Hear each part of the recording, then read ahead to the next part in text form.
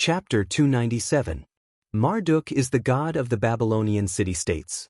In the eyes of the Babylonians, the throne of the Babylonian king is granted by Marduk, and the monks in the temple are the servants of Marduk. The people need to be protected by the Babylonian king and please Marduk in exchange for his grace to ensure the permanence of the country and the city. Only the Babylonian king and the monks are allowed to enter the temple.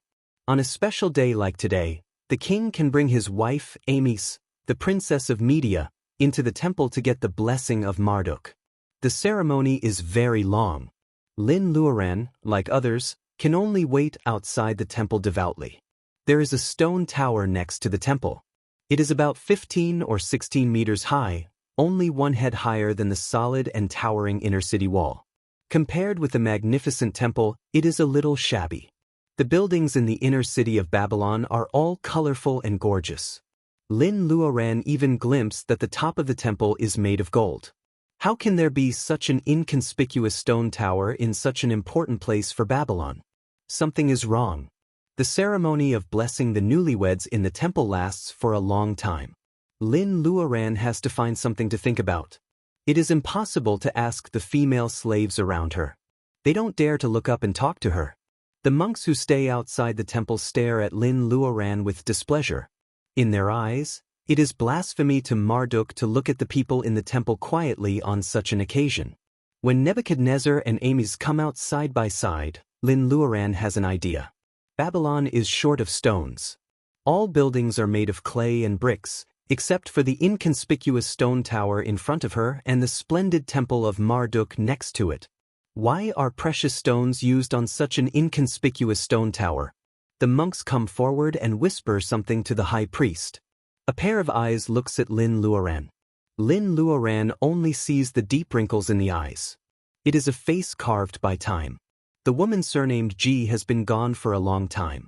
Lin Luoran feels guilty about the high priest for no reason. Lin Luoran shrinks into the line of female slaves. Your Highness, is this one wearing silk also the female slave you brought from Media? The high priest doesn't let her go just because she shrinks. Lin Luoran curses herself for wearing silk. Now she looks like a red-crowned crane among a group of white cranes. Amethyst's hand is held by Nebuchadnezzar. Smelling his fragrance, she says absent-mindedly, Lin is not a female slave. She is a distinguished guest of Media. She lowers her voice and says, My king, it is Lin who does the makeup for me. Nebuchadnezzar laughed and immediately chased away the old-fashioned look on his face. Amis, your friend can really be a court painter. There is no difference between painting and makeup in the eyes of the king of Babylon who has been fighting all over the world. Lin Luoran's appearance is not in line with Babylonian aesthetics, so Nebuchadnezzar's eyes don't stay on her for long. High priest, I plan to rebuild the Tower of Babel to worship the god Marduk. What do you think? Nebuchadnezzar stood in front of the steps of the temple and talked to the high priest. Hearing the word Babel, Lin Luoran's ears stand up automatically. The more the king attached importance to religious activities and devoutly believed in Marduk, it would be best to build temples all over the country so that the interests of the monk group could be guaranteed and expanded. The high priest had no reason to refuse, but when he heard that it was to rebuild the Tower of Babel, the old priest hesitated for a while before nodding. Nebuchadnezzar takes Amethyst's hand and walks to the edge of the stone tower. Amy, this is the gate of God of Babylon. I will build it to the sky and enshrine Marduk in it. We can also climb to the top of the tower and look down at our kingdom. At this moment, Nebuchadnezzar is full of heroism. Amethyst looks at her hero with longing and intoxication. Only Lin Luoran almost falls down. This humble stone tower turns out to be the Tower of Babel. No, it should be the predecessor of the Tower of Babel. It has not reached the sky yet. This tower, only the rebuilt Tower of Babel, can bring her back to the 21st century? Is this the test of the level? Lin Luoran's mind is in a mess. The high priest's eyes are full of stories. He sees the happy and sad expressions on Lin Luoran's face. My king, it's time for you to accept the people's congratulations with the princess. The high priest wakes up Nebuchadnezzar, and the cheers of the people outside the wall never stop. The Babylonian people are expecting their king to show up with the princess. Nebuchadnezzar holds Amethyst's hand and gets on the sedan chair together. The slaves, musicians, and guards all start to move. Lin Luoran is about to follow them, but two monks stand in front of her. Lin Luoran is alert and surprised. She doesn't know why they stop her. The high priest laughs. Court painters? You Huaxia cultivators are really willing to do anything to enter the Tower of Babel. Lin Luoran's neck is stiff. She feels that she is seen through. Should she refuse to admit it, talk about something else, or catch up with Amydiz and ask for protection? Several thoughts are fighting in her mind. She is naturally cautious, but there is also a trace of risk factor in her mind. Is this the best chance for her to get close to the Tower of Babel? Where are you from? The high priest stares at her for a while and suddenly asks, to live or to die? To hide or to fight? Lin Luoran's body has responded instinctively. She shows a gentle and harmless smile. High priest, my daughter is from the east. Mrs. Lin says that she has a good relationship with the elders since she was a child. Taoist masters of the three pristines bless her. Mrs. Lin must be telling the truth. The wrinkled high priest shakes his head. You are not like those arrogant Easterners who want to seize the Tower of Babel. Little girl, are you really from the east? Lin Luoran is in a cold sweat. High priest, you must be joking. My daughter is indeed from the Huaxia of the east.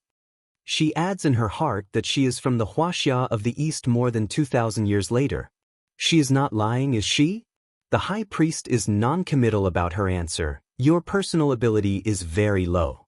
Since you are here for the Tower of Babel, why don't you go and see it? Are you willing? Lin Luoran doubts that she misheard. Is the old man inviting her to enter the tower? Could it be that Taoist masters of the three pristines have heard her wish? In fact, it is more likely that it is a trap. The high priest looks at her quietly without sadness or joy. Lin Luoran is a little frustrated. She doesn't want to see whether she agrees or not. It doesn't matter in the eyes of the high priest's unfathomable personal ability. There is a saying in Huaxia that obedience is better than politeness. High priest, please go first. This saying is also from Huaxia, but it is not used in the spring and autumn period. At this moment, there are no other people here except for these Babylonian monks. Lin Luoran is not afraid of giving herself away, so she makes it up casually.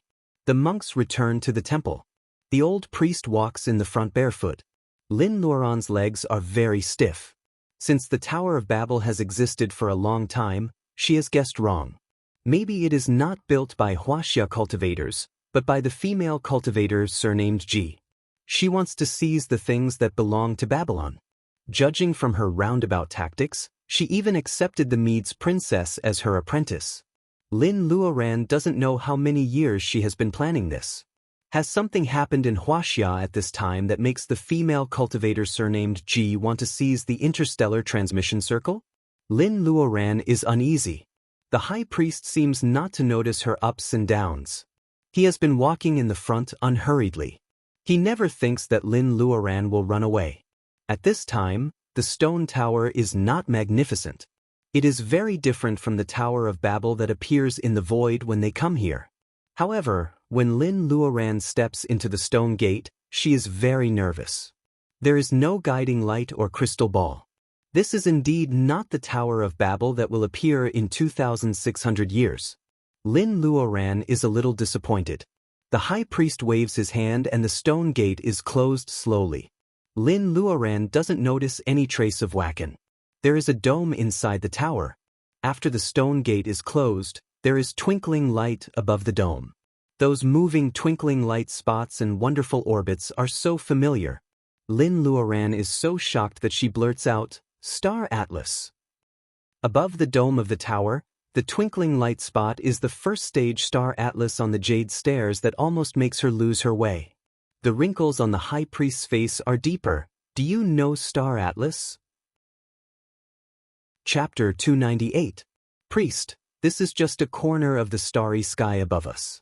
It is called Star Atlas. Is there a problem? Lin Luoran blinks blankly. She seems to be confused. The priest stares at her with his weathered eyes. Lin Luoran knows that this moment is very important, so she still stares back at the priest's eyes with confusion. There is a deep wrinkle next to his eyes. This is a competition of endurance and calmness.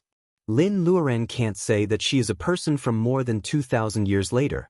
She can only choose to persist. Compared with West Asians, the facial features of Huaxia people are slightly lighter.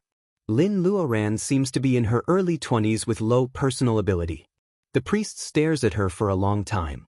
It is not that Lin Luoran's acting skills are superb, but he doesn't believe that an Eastern woman with negligible personal ability can know about the profound star atlas.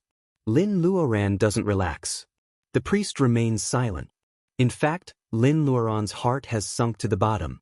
If she had known that there is a star atlas above the dome of the Tower of Babel, she would not have come here even if she wanted to finish the task. Astronomy has always been an important part of religion. Regardless of East or West, regardless of national boundaries, it will always be in the hands of the smallest people, let alone the star atlas engraved in the interstellar transmission circle of the Tower of Babel. This must be a secret that can't be known by outsiders. It is even the key for the woman surnamed Ji to enter the Tower of Babel. Knowing too many secrets will kill you. When Lin Luoran thinks of the lines that often appear in novels and TV shows, only the dead can keep secrets, she wants to knock herself to death. The old man has deep wrinkles on his face, but he still squeezes out a smile when Lin Luoran is frightened. The Tower of Babel will guide people's souls to the Holy Kingdom. Don't worry, you are not qualified to die here. Lin Luoran reluctantly gives him a not-so-brilliant smile. If Baojia were here, she would definitely say, "Fuck you," to him. What the priest means is that Lin Luoran is so humble that she doesn't deserve to die in this tower. She will dirty the Tower of Babel. How will the priest deal with her? "Priest, the oracle is here." It is the voice of the monk outside the tower. Lin Luoran's hair stands on end.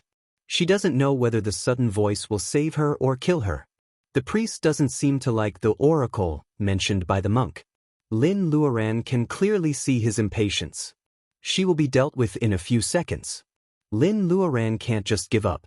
She tries to contact Fire Phoenix. "Please, don't let the god of space and time reconcile this. This empress's physical body can roam the galaxy. Why would I need this tiny interstellar teleportation formation? Therefore I don't know." Fire Phoenix Ao Jiao's voice drifted over. Lin Luoran just wants to tell it to get out. "Talk to him about astronomy." The soft voice of the silver fish comes. Lin Luoran wants to hug and kiss it. "Hi priest, I've actually come from the east because I admire the astronomy of your country. I've long heard of your attainments in astronomy. I wonder if I could learn from you?" Lin Luoran is almost confused by how to express the genteel language of Huaxia in Babylonian. The high priest finally lifted his eyelids. "As expected, you can recognize the star map. Come with me, let's go meet the divine emissary." "I don't need to die right away?" Lin Luoran almost burst into tears. She should have admitted that she knew the star map. Why did she have to say that she came from the future? She could have explained everything by saying that she studied astronomy. Shaking off the cold sweat on her body, the stone door opened again. Lin Luoran feels that she has just walked on the edge of life and death. The dazzling sunshine is extraordinarily beautiful. The high priest is walking to the temple. When he passes by the monks, they all look pious. In such a solemn atmosphere, even a playful person would become quiet. When she followed the high priest without looking sideways, the monks gave her a sidelong glance. She is slender, tall, and calm, but she is not arrogant enough to think that these monks are attracted to her. These people are not like the pampered religious leaders, but more like the ascetic monks in the future. Lin Luoran has the mood to observe the back of the high priest after escaping from death. The simple clothes of the high priest are incompatible with the whole glorious Babylon city. Lin Luoran can feel the sincere devotion of these monks to the temple and the high priest. After following the high priest into the temple, Lin Luoran soon finds out why these monks look at her like this. Of course, there is no chair in the temple, but there is a long golden couch. It is said that the god Marduk, like other Babylonian gods, is used to lying down to eat. There is a person lying on the golden couch. To be exact, it is an extremely beautiful Huaxia woman. White Fairy is the most beautiful woman of the same sex that Lin Luoran has ever seen. The vivacious feeling of a palace lady leaves a deep impression on Lin Luoran. However, compared with the woman in front of her, White Fairy immediately turns from a palace peony into a wild lily. Lin Luoran doesn't know how to describe it. The facial features are not the most important thing.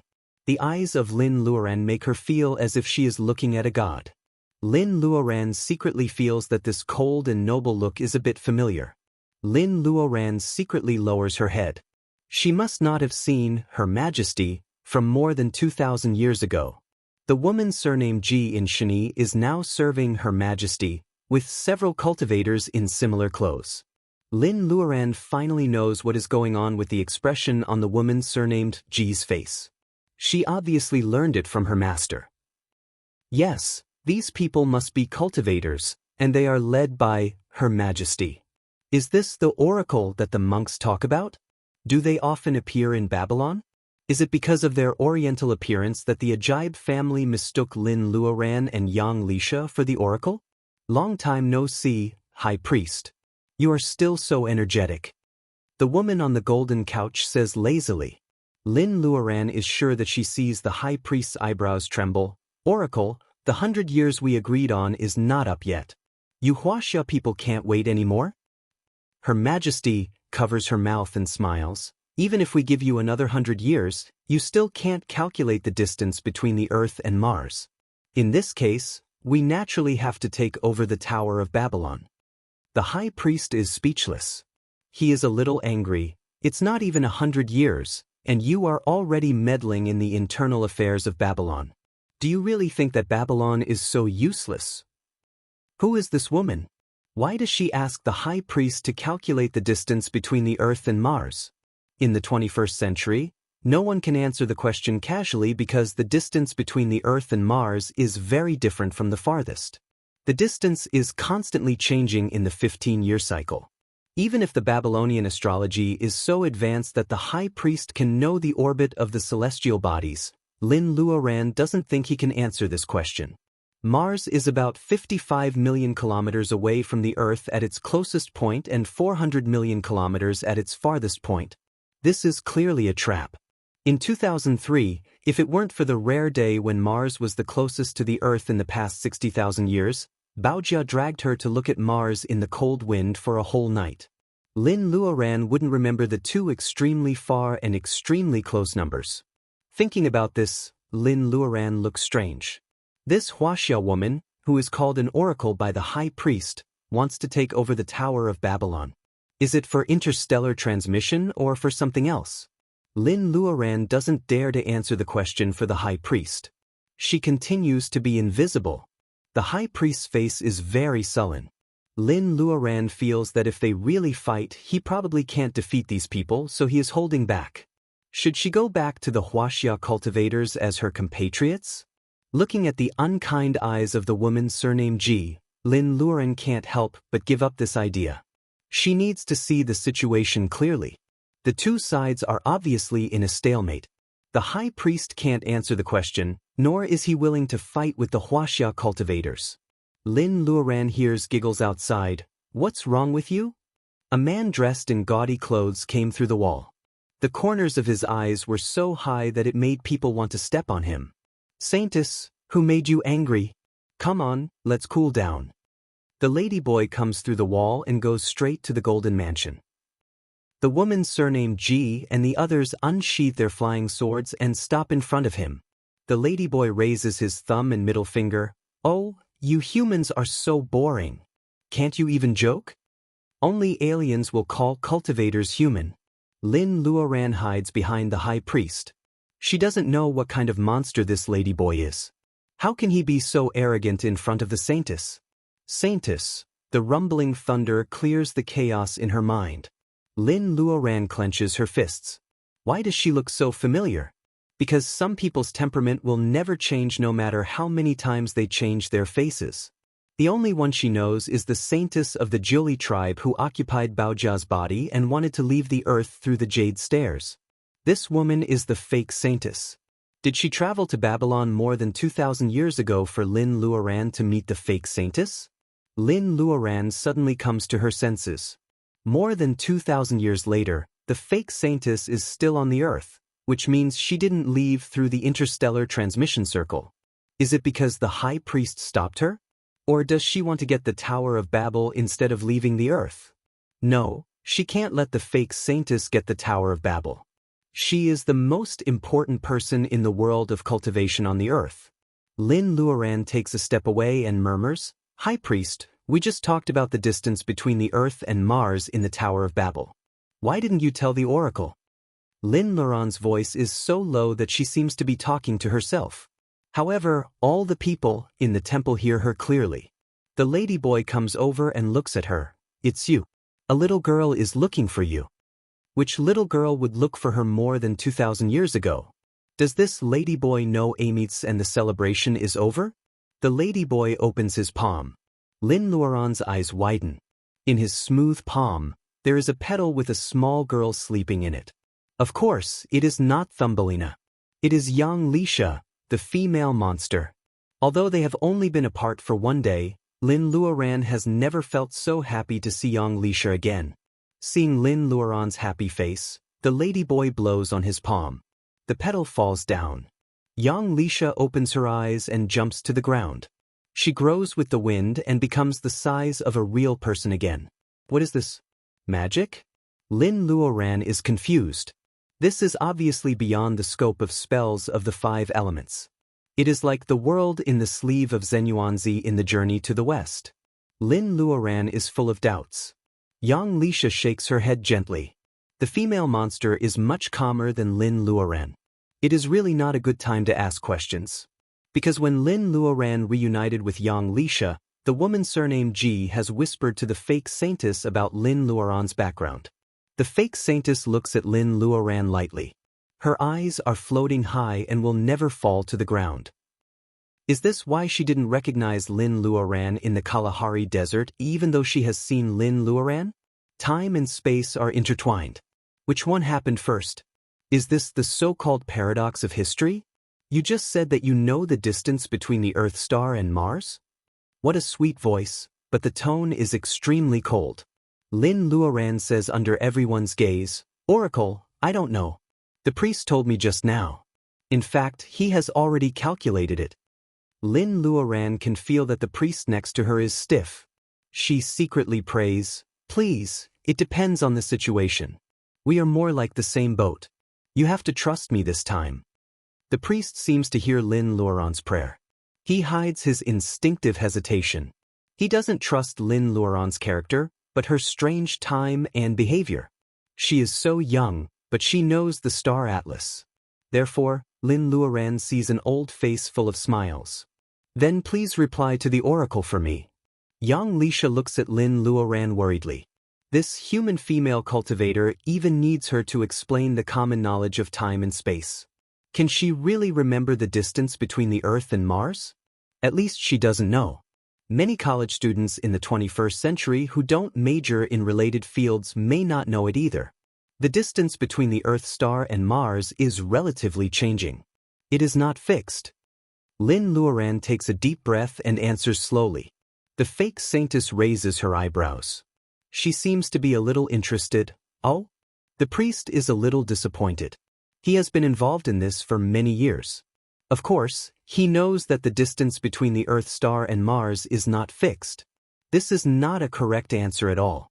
However, the Huaxia girl raised her voice slightly in the midst of the high priest's disappointment. However, the distance between them is actually a cycle of 15 years. The closest is only about 110 million kilometers, and the furthest is 800 million kilometers. Honorable Oracle, is my daughter correct?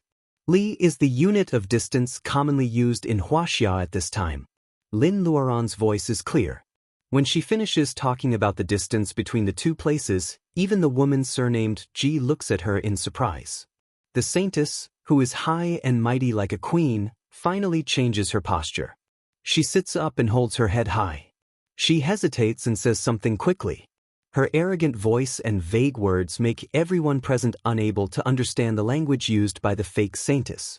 Lin Luoran feels dizzy. Time goes back and she sees the man in robe in her dream for the second time.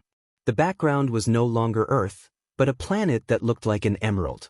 The man in the robe stood in the void, and the satellites circled around him, but no one gave any warning. He slowly descended. The planet was like an emerald. It turned out that it was not plants everywhere, but the buildings here were all green. The planet is covered with green and the local people have green skin. Lin Luoran can see a few pictures.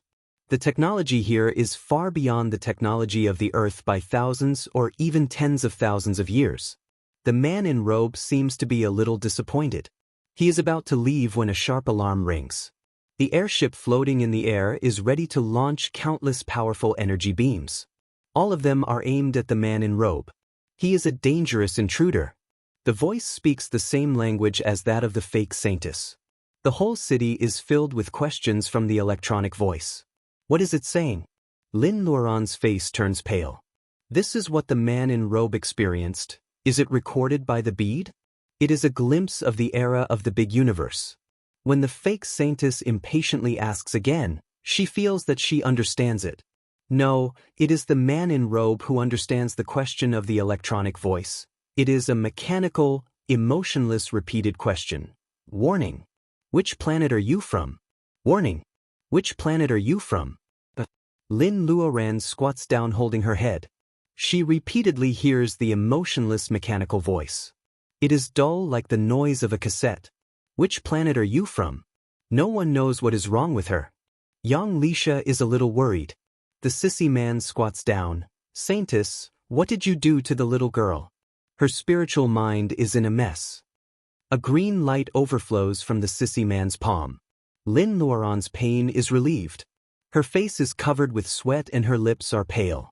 The beautiful eyebrows of the fake saintess slightly wrinkles. She stands up from the golden couch and walks down barefoot. Young Lisha wants to protect Lin Luoran, but the sissy man pinches her and pushes her aside with 2 fingers. Ancestor. Young Lisha is a little annoyed. The sissy man laughs. Shoo, little girl. This is their family business. Let's not get involved. Young Lisha is speechless. Others don't know, but she and Lin Luoran travel through time together. How can she not know that there is a family business between them? The fake saintess lifts Lin Luoran's face. A beam of light goes into Lin Luoran's eyebrows with a dim light flashing in her eyes. Lin Luoran's ocean of consciousness is extremely fragile. However, there is another layer of power protecting it and concealing the truth. The fake saintess doesn't see anything. What? The fake saintess is surprised. She has never seen such an empty ocean of consciousness. The tingling in her brain calms down. Lin Luoran's lips are no longer trembling. She feels that her chin is clamped by something and suddenly opens her eyes. The fake saintess doesn't miss the light in Lin Luoran's eyes. The latter is scared by Lin Luoran's tearful but smiling eyes. Do you want to know, which planet am I from? The indifferent reply and the arrogant voice is not the dialect of a remote village. It is the interstellar standard interstellar language. The indifferent face of the fake saintess finally changes. The woman surnamed G transplanted a translator into this little human female cultivator, but she is sure that the interstellar standard language is not included in it, because the translator was originally given by her. Lin Luoran laughs with tears in her eyes. You want to know which planet am I from? Why don't you tell me where you are from? Chapter 299. Where am I from? The fake saintess is stunned. Time flies. The time she has spent on the Earth has even exceeded the time she spent on the mother planet. She can hardly remember the name of the mother planet. Open the Tower of Babel. Priest, I have no time to talk nonsense with you. Lin Luoran is smiling, but her eyes are full of tears. The fake saintess doesn't know what hurt her. She grabs Lin Luoran from the ground. No matter which galaxy you belong to, your host body is so weak. What's the use? She lowers her voice and gnashes her teeth in Lin Luoran's ear. Of course, she uses the interstellar standard language. The saintess, or oracle, that people are used to is always cold and noble. She has never been so hysterical. No one can guess what Lin Luoran said to make the Saintess lose her self-control and become extremely furious. Only Lin Luoran knows that she has hit the fake Saintess sore spot.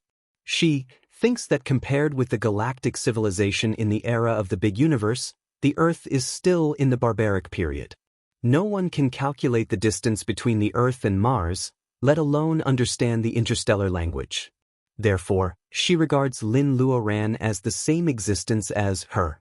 Of course, the priest refuses to open the Tower of Babel. The fake Saintess snorts, "What's the use of guarding the tower? Do you know the coordinates of the galaxy? Do you know how to activate the transmission? Marduk will not teach you how to transmit to the moon." The priest is shocked. That is the place to the Holy Kingdom. You Easterners don't have the heart to serve the gods, so it is impossible for you to use it. The priest said that the Tower of Babel can send people's souls to the Holy Kingdom. Lin Luoran suddenly realizes that maybe it is not referring to the soul, but a cultivator with a strong spiritual mind.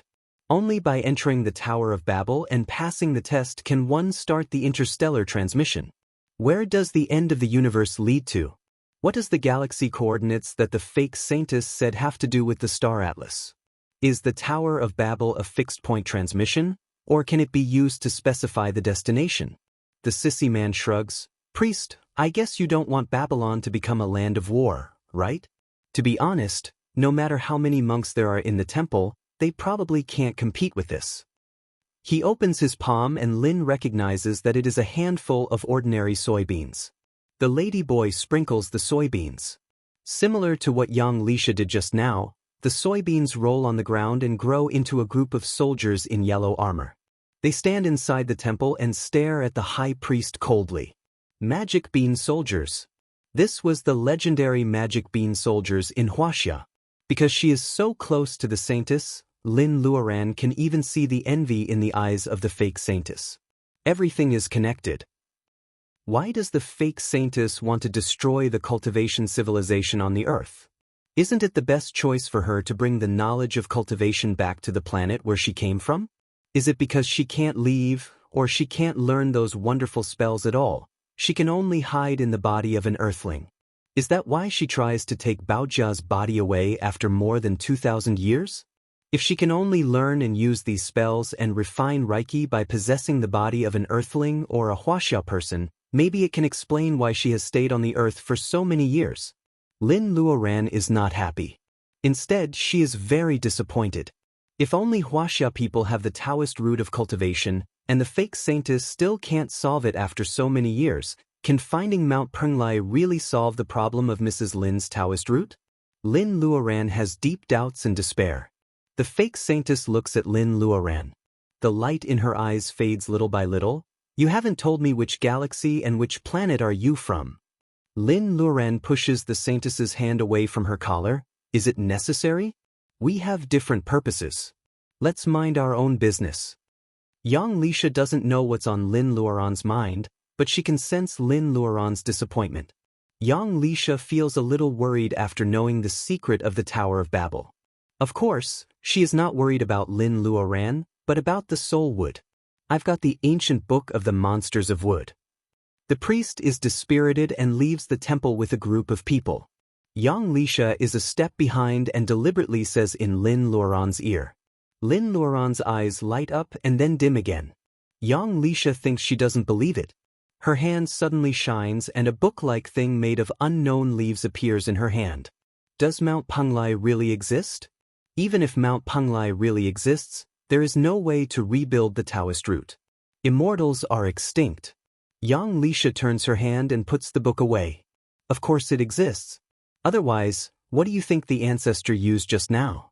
Do you think the spells of the 5 elements can make something out of nothing and turn beans into soldiers? The ancestor mentioned by Young Lisha is the sissy man, right? He is dressed in colorful clothes. Lin Luoran doesn't know what kind of monster he is, but he must be a member of the monsters of wood. Spells of the 5 elements all rely on the power of the 5 elements to attack or defend. Lin Luoran certainly doesn't expect it to do what it did just now. The sissy man takes back his hand and the bean soldiers turn back into soybeans. Lin Luoran doesn't know where he has hidden them. Seeing everyone's attention is on the stone tower, young Lisha feels that she must leak some information to Lin Luoran. If Lin Luoran loses her fighting spirit, they will be obliterated if their performance is so bad that even the Tower of Babel can't tolerate it. Of course not. Except for the two of them, all the people here are above the level of gathering vitality. Young Lisha even suspects that the Saintess is a legendary figure from the ancient times of cultivation. Therefore, young Lisha writes down the whole story on Lin Luoran's back. Lin Luoran is stunned. Pinyin was popularized more than 2,600 years after the founding of the state of Huaxia. No matter how many years the old monsters here have lived, the interstellar translator can't translate the Pinyin of the state of Huaxia. Of course, Lin Luoran thinks too much. The situation is one-sided. The priest is forced to open the door of the tower. The fake Saintess, the sissy man, and several cultivators of the state of Huaxia are all focused on the star atlas on the dome. They don't have time to care about the little tricks of the two little people. There are treasures left by immortals on Mount Penglai. The ancestor has been there. The bean soldiers he just used is the spell he learned from Mount Penglai. If you focus on techniques, you will fall to a lower level. If you focus on techniques and follow the laws of heaven and earth, you will be able to use techniques. You should believe me now. Young Lisha writes very slowly. Lin Luoran's expression changes from sloppy to serious. The sissy man, the ancestor young Lisha mentioned, used the bean soldiers. Of course, it can't be a camouflage or illusion spell. It can fool Lin Luoran's clear eyes, but it can't make the priest, who can make Lin Luoran sweaty, retreat. Those bean soldiers must be powerful. Is this what young Lisha meant by, the law is supreme? There are no colorful lights, gorgeous moves, or solid defense. This is a higher and more mysterious power, the art of nature. The gate of the Tower of Babel is closed. The spiritual mind of the fake Saintess is like turning on a touchscreen computer. The star atlas on the dome flashes in front of her eyes. She looks at every star carefully. There are no familiar nebulae, galaxies, meteorite belts, or stars. This star atlas is still far away from her hometown. Chapter 300.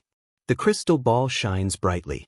Before Lin Luoran can rejoice, she sees the real ability of the priest. His hand, which was full of veins, trembled slightly, and one of the stars on the star chart in the sky lit up abnormally. The temperature in the room had dropped by more than a few dozen degrees. It's noon in Babylon. How can it be so cold? The water vapor evaporating from Lin Luoran's body instantly turns into frost on the surface of her skin. Not only Lin Luoran, but everyone in the room, except the old priest, is frozen. Even Lin Luoran, who can't use spells, can easily get rid of such a thin layer of ice, let alone others. However, Lin Luoran seems to be under a spell. She can't do anything except for moving her eyeballs. A thin line connects the stars on the dome to the crystal ball. Lin Luoran recognizes that it is the moon. Thinking of the coldness in the room, Lin Luoran realizes that the priest of Babylon is using the power of stars. Is this the reason why the Babylonian religion is so crazy about astronomical stars? The power of stars, the opening of the Night of Bermuda festival and the powerful arrow of light are all things that Lin Luoran knows are contaminated with the power of stars. No, there is also the Dilius syrup, which will fall with the moonlight every 60 years. This sissy man and even young Lisha were born on a moonlit night. The high priest who is new to astrology knows the power of the moon best. Does the ancestor really have the highest chance of understanding the power of the moon? Lin Luoran turns to the ladyboy and sees that his upturned eyes are closed tightly. He seems to have lost consciousness. The priest points at Lin Luoran. Lin Luoran feels that her body is getting warm again. Did he take out the power of moonlight from her? Little girl, maybe you can tell us the origin of the oracle? The priest stares at her with a kind smile on his face. Only Lin Luoran knows that this old man is extremely cunning. He pretends to back off and leads everyone into the Tower of Babel because this is the only battlefield for him. Can the priest control the Tower of Babel to some extent? Lin Luoran glances at the frozen people. She has no obligation to keep the fake saintess a secret. She even feels that she should expose the saintess. High Priest, it is my pleasure to serve you. Lin Luoran, who has always believed in doing good to others, now grins like a little devil. One was the Xinyuan tribe, whose leader was the Yellow Emperor. The other was the Jiuli tribe, whose leader was the Qiyu tribe. The Yellow Emperor had an extremely beloved daughter who was born with the ability to control fire. Let's call her Ba for now. This woman started a war between the two tribes. Many ancient books of cultivation in the East were lost. However, she was still unwilling to give up, so she changed many identities and participated in the succession of dynasties in Huaxia. It is said that she used to be the favorite concubine of Xia Jie. She also used to be called Daji, the beloved concubine of King Zhou of Shang. Perhaps her last name was Bao Si? Senior Ji, why don't you ask the Honorable Saintess what relationship she has with your ancestor? The female cultivator surnamed Ji can only move her eyes.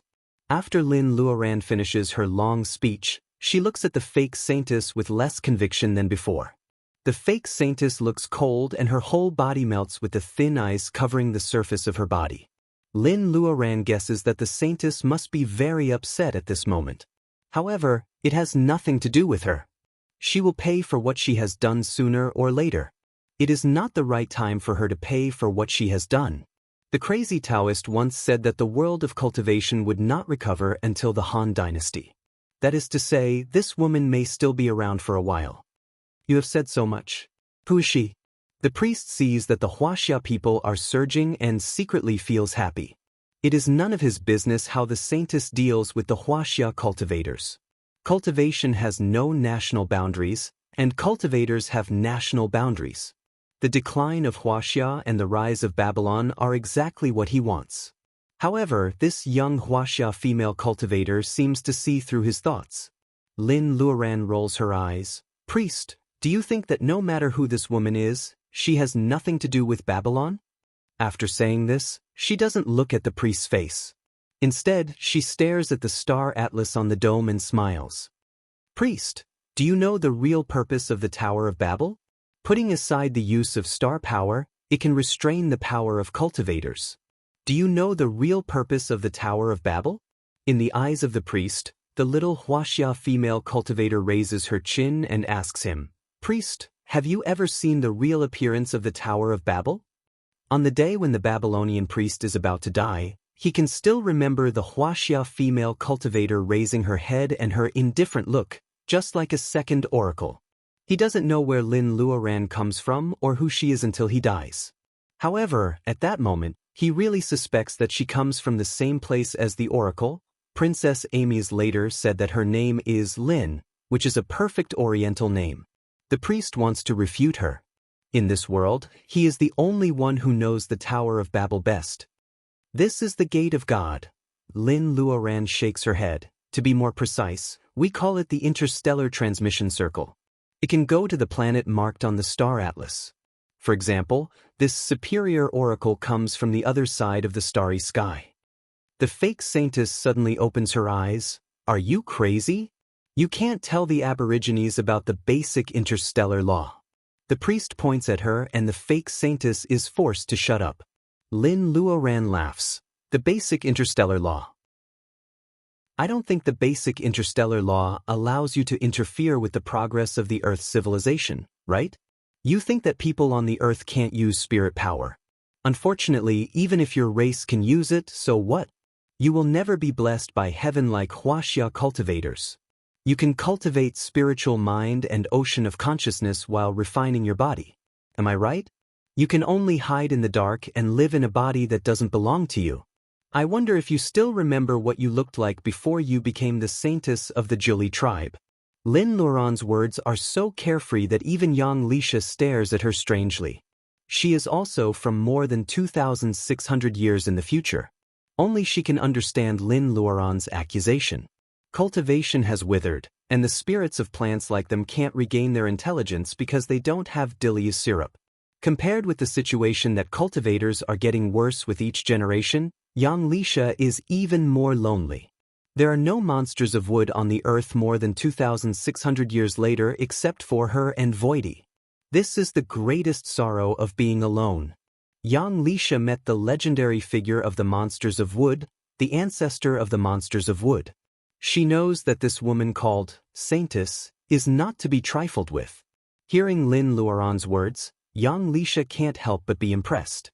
From Lin Luoran's tone, it seems that she knows the Saintess better than anyone else. Even so, she still has the courage to offend her. Should she say that she is stupid? Or, there is something in her that others don't have.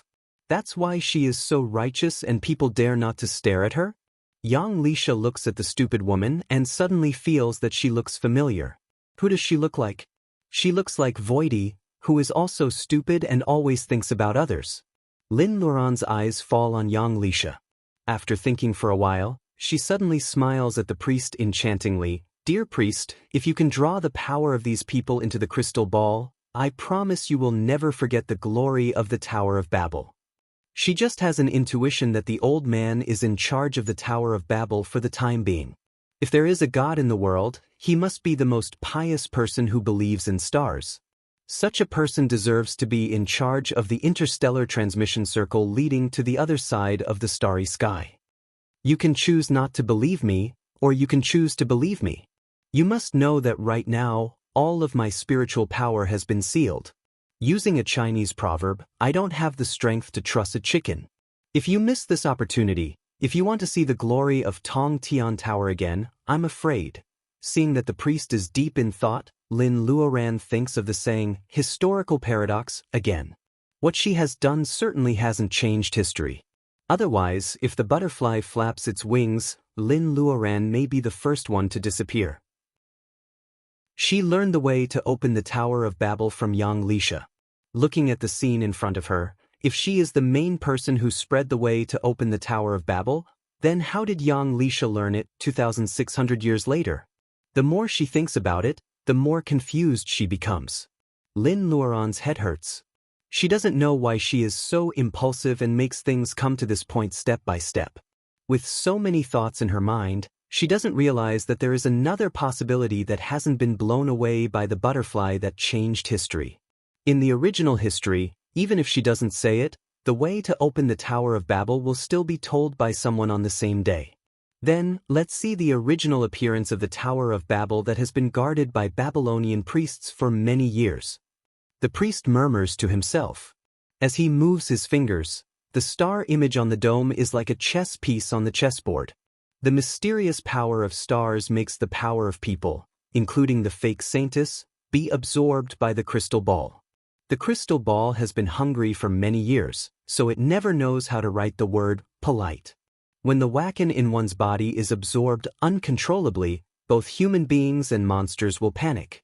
Lin Luoran sees the fake saintess's face is distorted, and she smiles in her heart.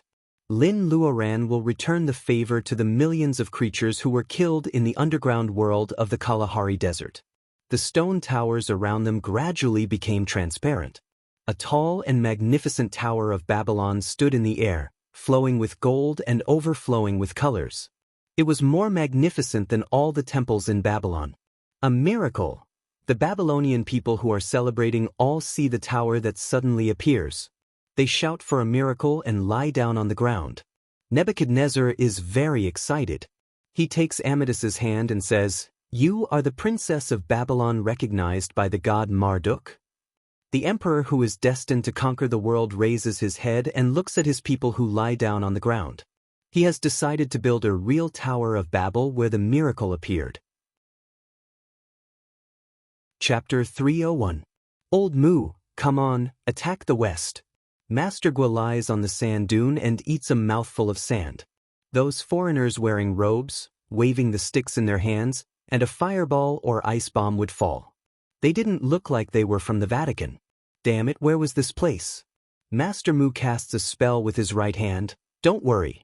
Let's wait. Their enemies outnumber them, and their Reiki is not limitless. Lao Gua can fight randomly, but he doesn't have any method. When their Reiki is used up, they will be caught by their enemies like turtles in a jar. But what is going on here? Is it their illusion? These things are too real. After wandering for several days, they just run out of a big forest full of monsters. Now they are ambushed. How unlucky! But it doesn't feel right to call them monsters. They are not the monsters they met when they went to the secret land of Bermuda many years ago. A wolf with sharp claws that could bring the wind, a rabbit that could spit fire, a crow that could shoot out an electric shock when it opened its mouth. These demon beasts didn't have the slightest fluctuation of spiritual energy on their bodies. All the energy in their bodies was stored in the crystals inside their bodies, which were either demon beast cores or pure energy crystals. In fact, if Master Gua and Master Mu knew a little about online novels, they would soon realize that they have come to a foreign land dominated by magic in the legend. Bah, strawberries are bitter. What the hell is this place? There are many bright strawberry plants on the sand dune where they are hiding. They have been tempting people's taste buds. Since they came here, they have been eating compressed food prepared in the storage bag. Master Mu has repeatedly emphasized that the animals and plants here are different from those on the earth. They don't touch any of the animals and plants they meet except for a few crystals in the bodies of the monsters. Master Gua is sick of compressed biscuits. He can't help but pick a strawberry and put it in his mouth. It tastes strong, but it is so bitter that he can't swallow it. The strawberry is juicy, and the bitterness spreads to his throat. He wants to curse. The incessant chanting sounds like a bird's language that Master Gua can't understand. Light balls, fireballs, and water arrows fall down like they're free, hitting the protective shield with a bang. How long are you going to wait? Master Mu is also depressed. He has already made a madra and is waiting for these people to shrink the encirclement so that he can attack them. Why are they not moving at all, as if their feet have taken root in the ground? The universe was vast and boundless, and there was another kind of existence called magicians. No matter what their element was, they were not suited for close combat. The faces of those magicians were pale. They were famous for their poor physical fitness, and after casting spells for so long, their mouths were trembling. What kind of people came out of the magical beast forest? Why was it completely different from the information they had received? These noble mages also wanted to curse. Forget it, I'll lure them over. These foreign devils are so annoying. Gua's old disease has been cured by Lin Luoran's bolus, so he can still take this kind of fight. He removes the magic shield and throws out a single knife the size of a palm. He rushes over like a sorcerer team. Archers, ready, shoot. These were enchanted arrows, not ordinary arrows.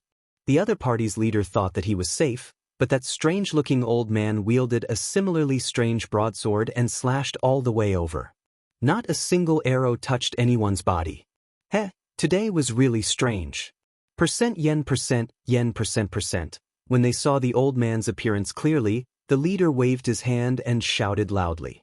Misunderstanding. Everything was a misunderstanding. This man looked extremely vulgar. How could he be the target they were looking for? Master Gua doesn't understand the strange language.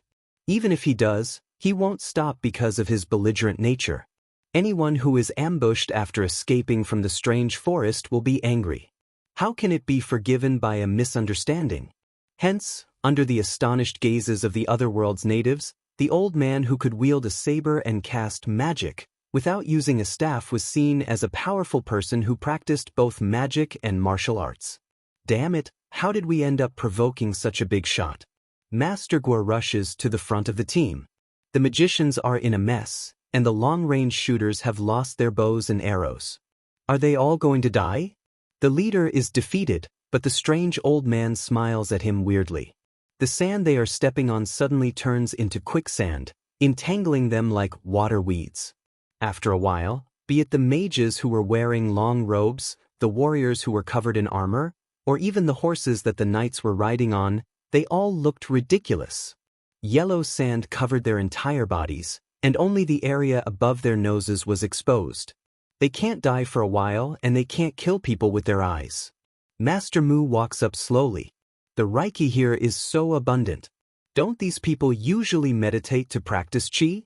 The effect of the ground-sinking spell is better than that on the earth. Yen, and it's a misunderstanding. The leader is in tears. Master Gua and Master Mu are speechless. Can't you speak the language of Huaxia? They are at a loss. Master Mu, who wants to be more modern, tries English again, but he still gets fearful, fierce, and confused looks. Master Gua clears his throat and tries Nihanese. He was a spy in Nihanese, so he is quite fluent in it. He tries several languages, but these people only stare at them blankly. They can't communicate at all. Master Gua and Master Gua are speechless. They don't know whether to kill them or to kill them. This place is weird. Could it be that our quest is to learn a new language? Master Mu looks at the sky and is speechless. Occasionally he shows his childish side. The naughty Mu Tianan is actually the most like his grandson. Master Gua frowns. As he gets older, people lose their spirit. These people have no fighting capacity, so it is not honorable to kill them. He picks up a 2-foot-long wand, which is inlaid with an ice blue crystal, which is very similar to the thing in the body of those monsters. Can people also use this thing? Pick up the things and I won't kill them. There are a bunch of small sticks and many powerful bows and arrows. Fortunately, Master Gua's storage bag is 7 or 8 cubic meters, which is not the kind of ordinary stuff that everyone in the special department has. Otherwise, he can't put so many trophies in it. Looking at the horses, which are also buried with only half of their heads exposed, Master Gua complains, "Master Mu, if you had kept 2 horses, we wouldn't have to walk anymore." Although they both know the windriding spell, Master Gua and Master Mu are used to saving Wakan in the cultivation environment on the earth. Riding a horse is much more comfortable than walking. Master Mu is a little regretful. His right hand moved slightly, and the fine sand that buried the horses rolled to the sides. Looking at the sand that was sentient and rolling to the side without any wind, the local people who were buried in the soil couldn't think straight. This was clearly something that could only be done by a tutor who had a deep understanding of earth magic. When Master Mu proudly pulls the 2 horses up, they are about to leave. Suddenly, a bird's voice comes from the low bushes dozens of meters away. "Your Excellencies, please wait a moment."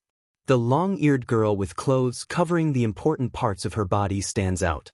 Master Mu and Master Mu can't appreciate the elf costume, which can kill otakus, so they look away. The elf girl crosses her hands in front of her chest. "Thank you for your help to the elves." It seems that the elf girl is of noble status. As soon as she stands out, many elves hiding in the bushes follow her and look at Master Mu and Master Mu with vigilance. Damn it! These people are ambushing the long-eared elves. No, the long-eared girl with revealing clothes speaks in a weird way. How can they all understand her? "Little girl, who are you? Where are we? Why can we understand your words?" The young elf girl revealed a sorrowful smile. "Sir, this is the southern exit of the magical beast forest. In order to snatch the druid's heart, the Purple Thorns Empire has been massacring our elven clan for more than 10 years. This is the remaining half of the druid's heart, and it only has the ability to listen to conversations." The green diamond, hanging in front of the elven girl's chest, was the remaining half of the druid's heart. As the 2 old men who had grown up learning to be neutral, they really couldn't understand why the elven princess would hang the druid's heart that everyone wanted to fight over on her chest. Wasn't this a reminder to others to come and snatch me? Come and snatch me? The elf princess sighs faintly. "My sister was captured by the Bauhinia Empire a few days ago, and we also lost half of the heart of Druid.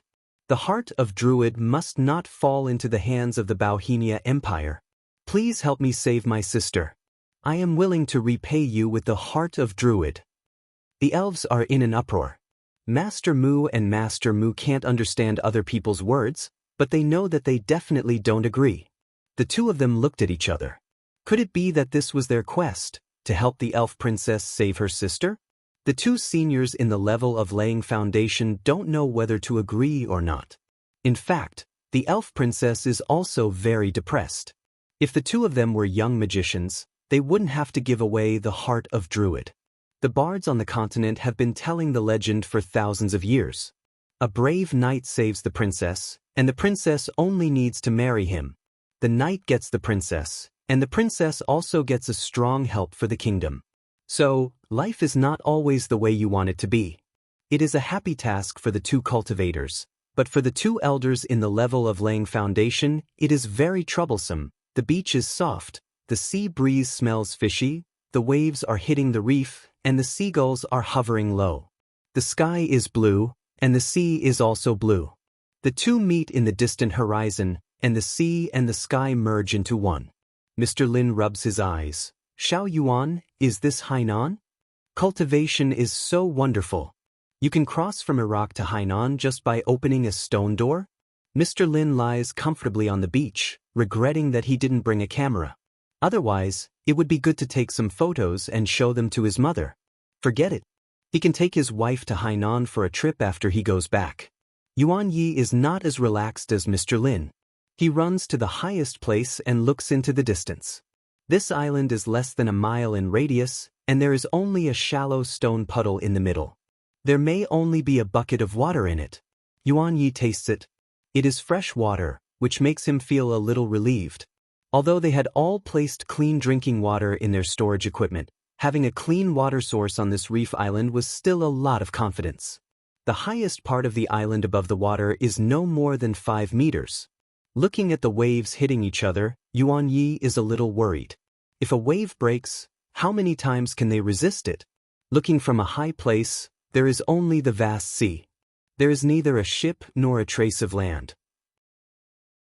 According to his personal ability, he is not able to fly on the sword. If he can't find a place to land halfway, he will run out of Reiki. Grandmaster, I'm afraid this is not Hainan.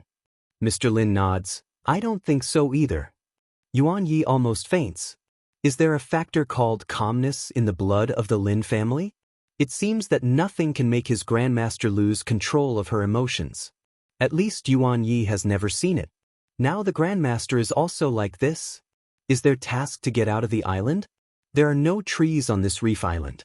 It is impossible to get out by building a boat. Now they have to settle down first and then find a way out. Yuan Yi makes a decision silently. He takes out a pack of ham sausages and some yogurt and hands them to Mr. Lin.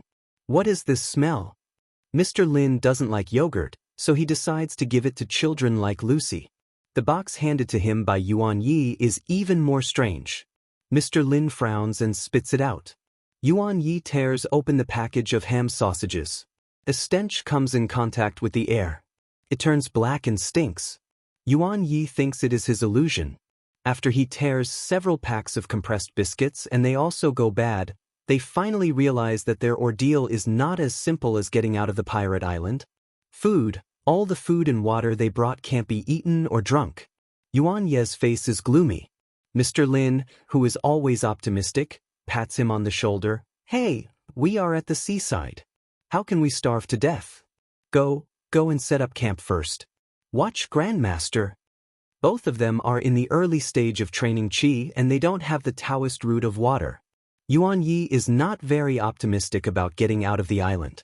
However, he is soon convinced by Mr. Lin, who has the same personal ability as him and is his grandmaster. Mr. Lin first takes out a folding tent from his storage belt. Yes, Yuan Yi is not dazzled. It is an outdoor folding tent. Mr. Lin gives the tent to Yuan Yi and smiles mysteriously. He takes out a fishing rod from his storage belt. Yuan Yi is convinced and goes to set up camp under the order. Although Mr. Lin is a cultivator, he still thinks like an ordinary person or a small farmer. He has a mid-range storage belt and doesn't have many things to put in cultivation. It's better to have things like tents and fishing rods just in case.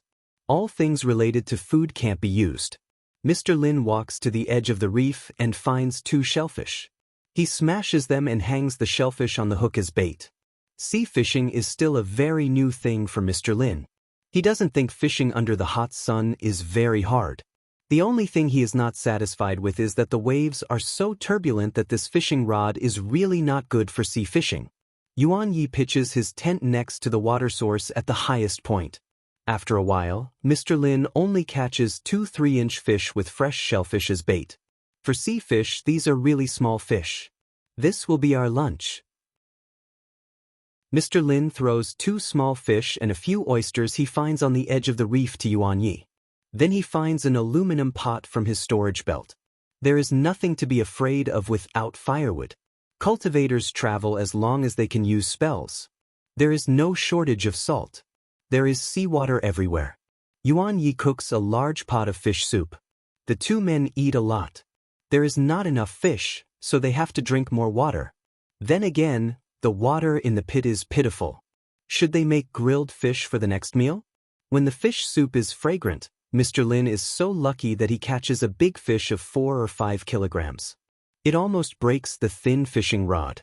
It seems that if we stay here, there will be no pressure on food, right? Mr. Lin is very proud with the big fish in his hand.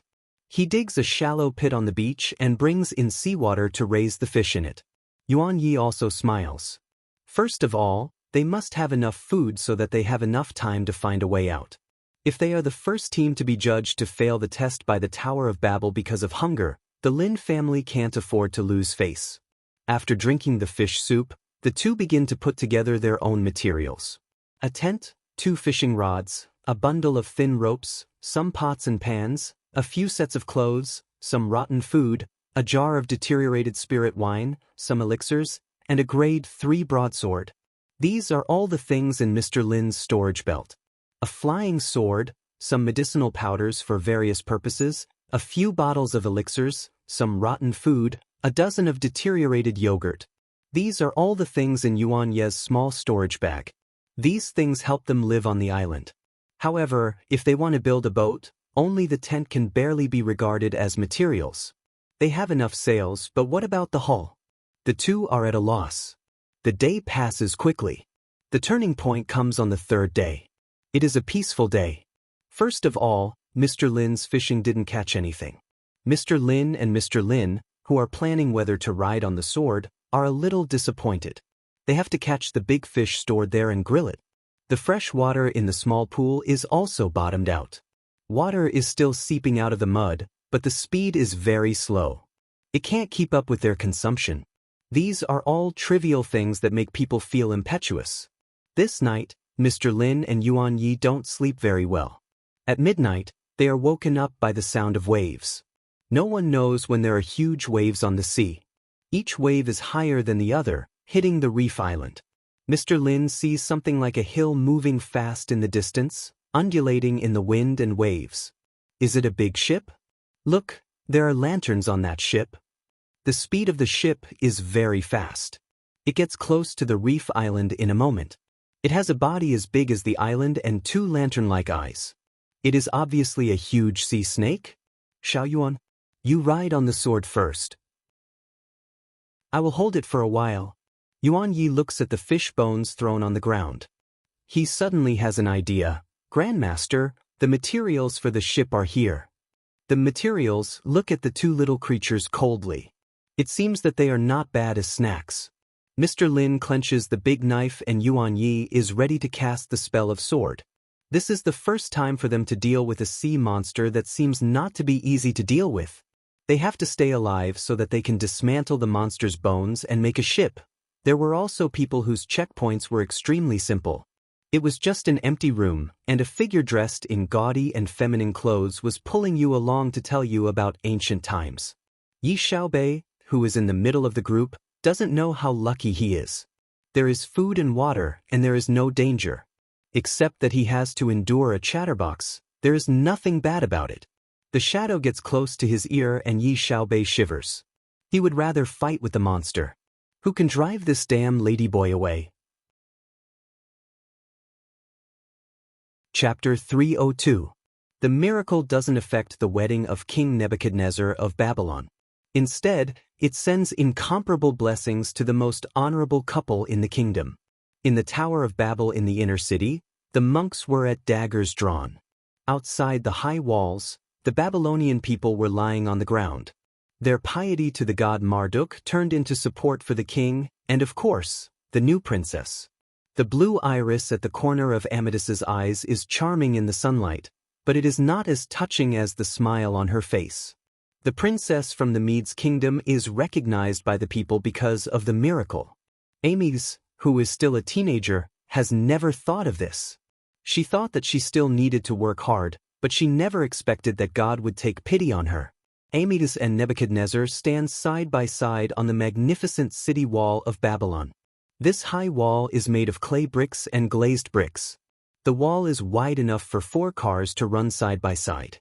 Looking down from the wall, the whole Babylon can be seen. The kingdom of Babylon, which is nourished by the flowing Euphrates River, is now her kingdom. She doesn't know that it is not her omnipotent teacher who makes the miracle happen. It is just Lin of the East, whom Amydas has known for a long time and has known for one night. Amydas may never know the truth, but it doesn't matter.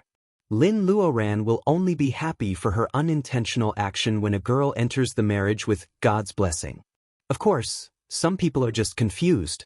The middle-aged man who is still struggling with his surname in the crowd is very surprised when the Tower of Babel shows itself. In his opinion, when he was in the limelight, shouldn't the Babylonian high priest hold his thigh and beg him to tell the secret of the Tower of Babel to the high priest who had been guarding it for many years after he enjoyed the top-notch treatment of the monk group? What's wrong? Against the light, the middle-aged man sneaks out of the crowd and reaches the other side of the city wall. A cyan little head pops out from a Babylonian robe. You mean your master is inside the wall? He holds the cyan little fox in his hand fiercely. The cyan little fox shrinks its neck and nods. The middle-aged man grunts. You ate 8 ginsengs and 7 sealworts of mine. If your master can't pay me back, you should know how terrible it is. The cyan little fox's eyes are misty and tears are rolling in its eyes. In order to save its life, it is willing to admit Lin Luoran as its master. Anyway, the female cultivator doesn't know it. It is not a disgrace to the fox family. The middle-aged man is a little annoyed looking at the 15-feet-high city wall of Babylon. He has to take out another golden hawk. Goldie is dizzy because of his body odor. It really wants to spit out an ice flame to freeze this hateful human to death. However, when it opens its mouth, it can only spit out saliva. It even spits on the cyan little fox's neck. What bad luck. If you don't bring back your master, this damn fox will be a kebab you? The middle-aged man fiercely pulls out one of Goldie's feathers and lets it go. The cyan little fox is very restless. Seeing Goldie flying into the city wall, it really cries this time. Everyone knows that this damn hawk hates it the most. Why does it tell Lin Luoran to save it this time? A fox's life is over. A fox's life is over. The wind blows away the white cloth covering the middle-aged man's head, and his black hair falls down.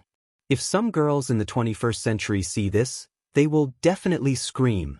This is clearly a beautiful uncle with melancholy and frivolous vicissitudes and childishness.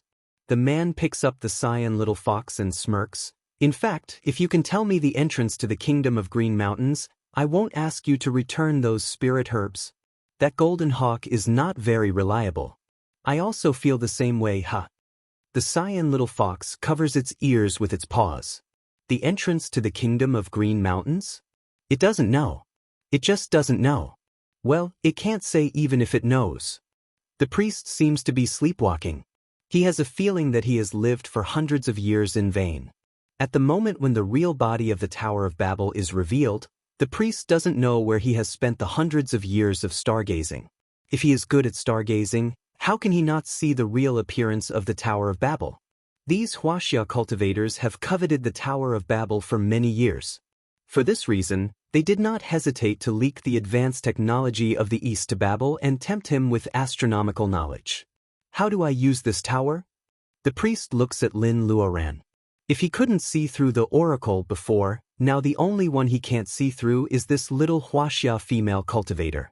Lin Luoran smiles. Shouldn't you release my friend first? You know, like me, she has lost all her personal ability and can't pose a threat to you. She points to Yang Lisha. The female monster is not surprised. They are bound together for good or bad. Those who abandon their teammates will be automatically judged as the worst by the Tower of Babel. What awaits Lin Luoran is the fate of being obliterated directly. If there was a little doubt about this sentence before, the ability of the Tower of Babel to take them through time and space has already made people dare not question its rules. The priest is not happy. He doesn't want to have a quarrel with Lin Luoran at this time, so he nods and agrees. He points to Yang Lisha. The female monster rolls her eyelids and her stiff body slowly warms up. She can really move. Dimples appear on Yang Lisha's face before she says anything. Lin Luoran gives her a warning look. Asking the priest to release her is already an exchange of the secrets of the Tower of Babel. If she also wants to release the ancestor, the priest is not a pig. How can he agree? Is there any way to prevent our noble oracle from hearing our conversation, my lord priest? Lin Luoran lowers her head and smiles. She is very cunning. The priest's words are meaningful. Lin Luoran only asks the oracle not to hear it. It seems that he still cares about her Huaxia compatriots. A beam of starlight falls from the edge of the star atlas. The fake saintess is shrouded in it and her 6 senses are blocked. Lin Luoran thinks for a while. The woman surnamed Ji probably can't hear it, so the priest doesn't think it's troublesome at all. So, in the end, only the priest and the ancestor of the monsters of wood can know the secrets of the Tower of Babel? Actually, Lin Luoran just opens her mouth when she suddenly hears the familiar cry of an eagle outside the tower. It's Goldie. Where did it go this night? Lin Luoran is so worried. High Priestess, the priest interrupts impatiently. Marduk above, little cultivator, please don't try to test my patience anymore. Goldie's cry is urgent. Lin Luoran doesn't know what kind of danger has happened. How can she continue to be mysterious? However, the hundreds of years of the priest's life are not in vain. He sees the urgency in Lin Luoran's eyes and naturally asks her to tell him how to use the Tower of Babel first. Besides, no one knows whether the outside of the tower is full of Huaxia cultivators or not. No matter how many people there are, he can't control them with the Tower of Babel. Yang Lisha wants to say something but stops on second thought. Lin Luoran sneers in her heart. Since she can't even trust Huaxia cultivators, how can she trust the priest? What he said before is that stalling is the biggest reason. If she really tells the secret, she and Yang Lisha may not be able to walk out of the Tower of Babel. No, she has to let Goldie come in first and Cyan Little Fox. If she and Yang Lisha can go back to the 21st century through the stone gate of the Tower of Babel, they will have to live on bread in Babylon where there are no spirit herbs. The priest also has his own considerations, and Lin Luoran has her own plans. People who are not of the same race must have different intentions. In fact, neither of them can trust the other. The ancestor of the monsters of wood is fixed on the spot with his eyes rolling. Yang Lisha says that she can't help. At this moment of stalemate, the gate of the stone tower is suddenly pushed open. Lin Luoran sees that the priest's face immediately darkens. A middle-aged Huaxia man looks at everyone with his mouth wide open. It seems that he doesn't expect there are so many people in the tower. He looks like he is the master and you are all thieves. Under his armpit was Goldie, whose face was covered in dirt and was constantly struggling. The Cyan Little Fox is in the man's other hand with tears in its eyes. It looks at Lin Luoran with grievance. Well, excuse me. Who is the master of these 2 birds and the fox? The middle-aged man is carrying Goldie and Cyan Little Fox. Lin Luoran can't pretend to be deaf and dumb, so she coughs. She doesn't even see the middle-aged man move. The next moment, a magnified face appears in front of her. It's you, isn't it? You are a bird. You stole my barbecue. The most abominable thing is this damn fox. You stole 9 ginsengs and 8 sealworts from me. The middle-aged man completely ignores the priest and the ice men, who look like postmodern sculptures. He doesn't even feel the coldness in the tower. He is wearing a thin robe that doesn't fit him. He opens his hands to Lin Luoran. Lin Luoran looks at Goldie. Goldie tilts its head guiltily. Well, the barbecue must be real. Lin Luoran looks at the Cyan Little Fox again. The little fox shakes its head and nods to her. What does this mean? The middle-aged man warns the Cyan Little Fox fiercely. The little fox is in tears. It hates that it can't speak human language. It is true that they stole the spirit herbs, but the numbers don't add up. Every time the abominable man says something, the numbers change. The middle-aged man smiles. It's good that you admit that you are their master. I didn't lie to you, did I? Give me back the spirit herbs and the barbecue.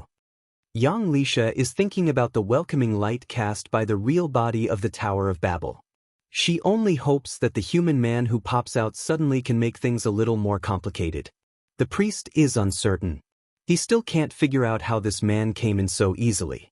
Only Lin Luoran, who has been blackmailed, feels a deep sense of familiarity. The middle-aged man in front of her is also a mature and handsome man in the future age of information explosion.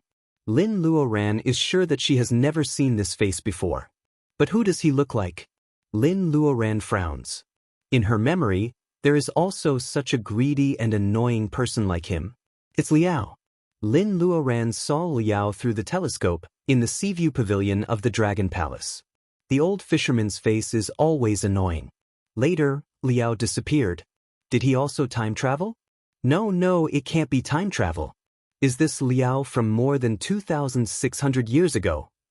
Although Lin Luoran is surprised that Liao still looks the same as when he was in Middle Liao and owes him spirit herbs and barbecue, she is more angry that the Dragon Palace fell on her regardless of her will. It's Liao. Don't think that I don't know you just because you are younger.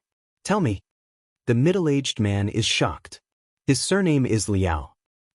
He knows that he can't remember it wrong again. But how is he old? He pushes Lin Luoran's hand away. Little girl, although my surname is Liao, I am not old. You can call me Master Blue Waves. Chapter 303. If Lin Luoran knew that one of her actions could make a fact in line with the history of later generations, she would have been patient. Goldie and Cyan Little Fox escape because she grabs the master of the blue waves.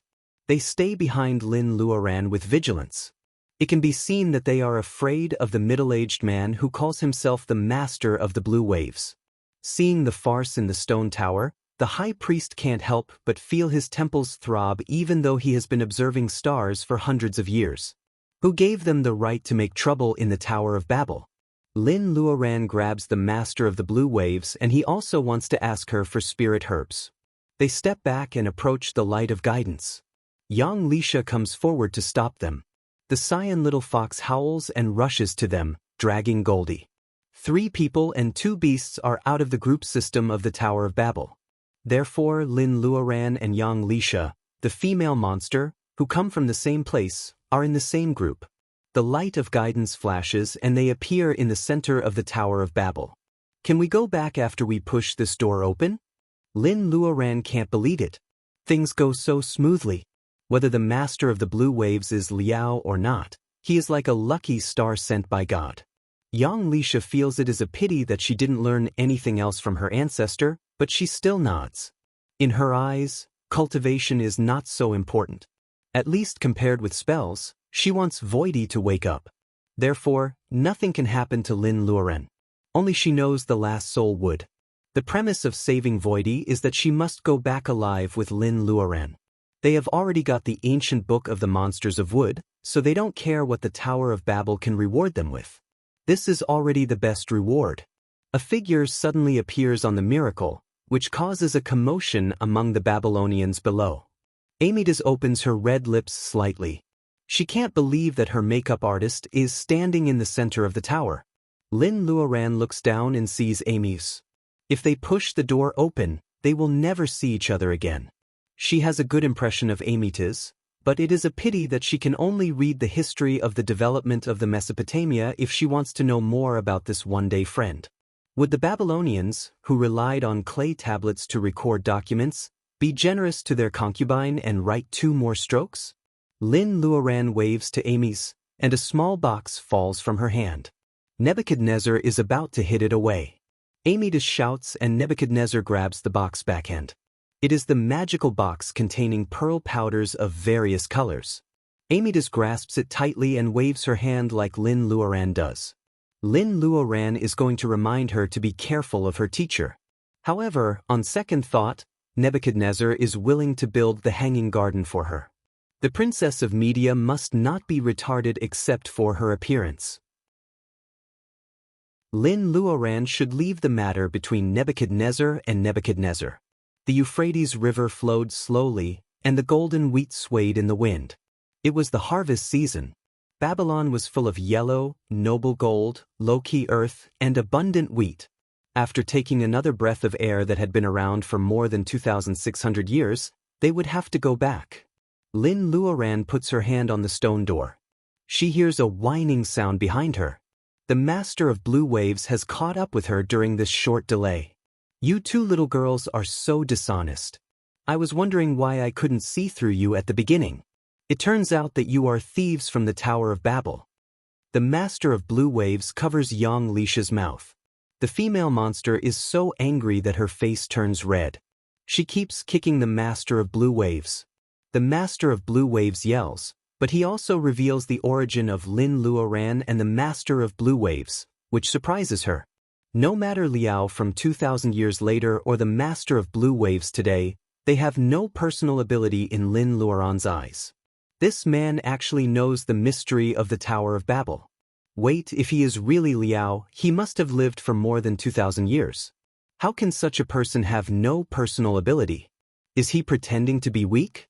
The high priest sees that outsiders have entered the Tower of Babel. He is shocked, and the fake saintess and the ancestor of the monsters of would both break free. The two come to the light of guidance. The Master of Blue Waves laughs, hand over the spirit herbs, or you will be finished. They should be in different floors and places after stepping into the light of guidance. However, the Master of Blue Waves has the ability to catch young Lisha.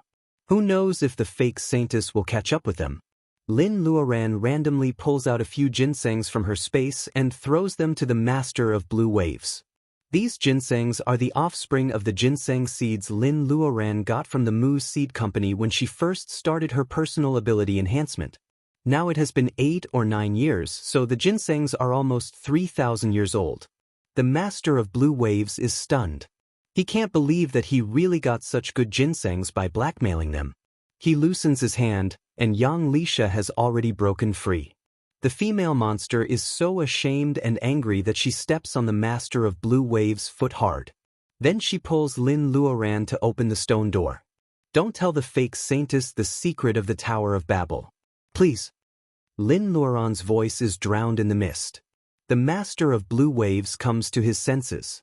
He doesn't know where he hid the ginsengs. He holds a book with a sad face. If I knew she was so generous, I wouldn't have stolen this book. It is the ancient book of the monsters of wood that young Lisha has. The monster ancestor catches up with them. Seeing the junior of his tribe disappearing in the mist of the stone door, he wants to go in. The Master of Blue Waves is soft-hearted and grabs him tightly. They were bullied by the high priest in the stone tower, so the monster ancestor is still a little afraid of people who dare to ignore the high priest. Give me back the ancient book of my tribe. The Master of Blue Waves is not in the mood to joke around with a man. He says coldly, "You mean this? I didn't take it from you." He has to give it back to the little monster. The Master of Blue Waves is never greedy for small gains. He throws the ancient book into the mist. The monster ancestor is so angry that he wants to take it back. However, the stone door closes slowly, cutting off his spiritual mind. Who are you? The Master of Blue Waves shows a bitter face. This monster is so annoying. He is so worried because he can't remember who he is. The Master of Blue Waves is furious when the monster mentions his sad past. However, he can't defeat the monster ancestor, so he can only stare at him and kill him with his eyes. The fake saintess hesitates and pushes a stone door open. The monster ancestor who passed through the light with her is determined to be in the same group. He is pulled into the stone door by a strange force. The Master of Blue Waves sweats and sincerely feels that these people are really not cute. At least they are not as sincere as the little female cultivator. If we meet again, the Master of Blue Waves will definitely give you a big gift. A 3,000-year-old ginseng is rare nowadays. Not bad, not bad. He walks freely in the Tower of Babel and bumps into the high priest who is one step slower. The high priest looks unfriendly and the Master of Blue Waves feels a little guilty. It seems that he suddenly breaks in and messes up the good situation of the high priest. It's like this, Your Excellency High Priest. If you can let bygones be bygones, we can have a good talk about the Tower of Babel. I definitely won't waste your time. Don't think about those two who went in first. If they're not dead, they can only be sent to another planet. No matter how big the grudge is, we can't be too calculative when we're so far away, right? The master of blue waves talks eloquently and drags the high priest down the Tower of Babel. He shamelessly asks the high priest to send him to the dome. No one knows which stars he has moved, but the Tower of Babel floating in the air disappears. This person seems to know the Tower of Babel very well. It seems that he has no personal ability at all. It is really strange. The poor high priest has been shocked several times today and has become numb. In the stone door, Lin Luoran and Yang Lisha walk through the mist. Going back is more complicated than coming here. It is not like opening the door and you will be in the 21st century. The two fumble in the mist and find another stone door after a while. They are both happy because they know they have found the right place. When they are about to open the door, they see something roaring over their heads and disappearing into the mist. The ancient book of the monsters of wood. Lin Luoran can't mistake the shape of the leaves. Yang Lisha touches her body and feels bad. Lin Luoran is about to chase after it, but the female monster stops her. It's useless. The time difference is only a few seconds. It went through a different time and space gate. Chapter 304. Translucent light floats in the chaotic space. The fog is so dense that the visibility is limited to a few meters. Lin Luoran and Yang Lisha sit cross-legged on the ground with a hawk and a fox. Unexpectedly, the two of them were the fastest team to return. The loss of the ancient book of the monsters of wood at the last moment is a big blow to Lin Luoran. Although she has a strong Taoist heart, she can't help sighing for a long time. Mrs. Lin is 50 years old this year. No matter how young she looks, it is not good for her to enter Taoism at this age for other cultivation schools. Cultivation is also a race against time. Lin Luoran is a little frustrated. Yang Lisha presses her lips tightly without saying a word. She wants the soul wood very much. If the strange trip to Babylon hadn't happened, she would have forced Lin Luoran to take out the soul wood even if she didn't find the ancient book of the monsters of wood. However, how can the mysterious Tower of Babylon take Lin Luoran as the protagonist of its task? It specially sends them back more than 2,600 years ago. Is it just to watch the wedding of the king of Babylon? Yang Lisha is a monster. Compared with the big monsters that are thousands of years old, her time of transformation is very short. However, it doesn't mean that she is stupid. At least, she is more knowledgeable than Lin Luoran. The unusual behavior of the Tower of Babylon sounds the alarm for Yang Lisha. Although she doesn't know what is special about this female cultivator, she'd better not have the idea of snatching the soul wood until the last moment. It seems that we didn't get anything from this trip. The atmosphere is so awkward that Yang Lisha has to take the initiative to liven things up. Lin Luoran thinks for a while and shakes her head. We did get something. The fake saintess is indeed an alien, and the spiritual mind of the woman surnamed Ji is like a translator. Lin Luoran is even considering whether she should discuss with the crazy Taoist how to deal with the fake saintess in the underground of the Kalahari Desert. If the fake saintess takes the knowledge of cultivators from the earth out. It is strange. They met each other 2,600 years ago, and the fake saintess mistook her for an alien traveler. Why doesn't she remember her at all? Is it a clever time difference, or something happened in the Tower of Babylon after Lin Luoran and Yang Lisha came back? Since the real use of the Tower of Babylon has been discovered in the spring and autumn period, have the cultivators on the earth gone to the other side of the starry sky through the Tower of Babylon? Where are they now? If Yang Lisha were not here, Lin Luoran would have taken out the jade stairs to check. The star map carved on the dome of the stone tower was exactly the same as the first level of the jade stairs.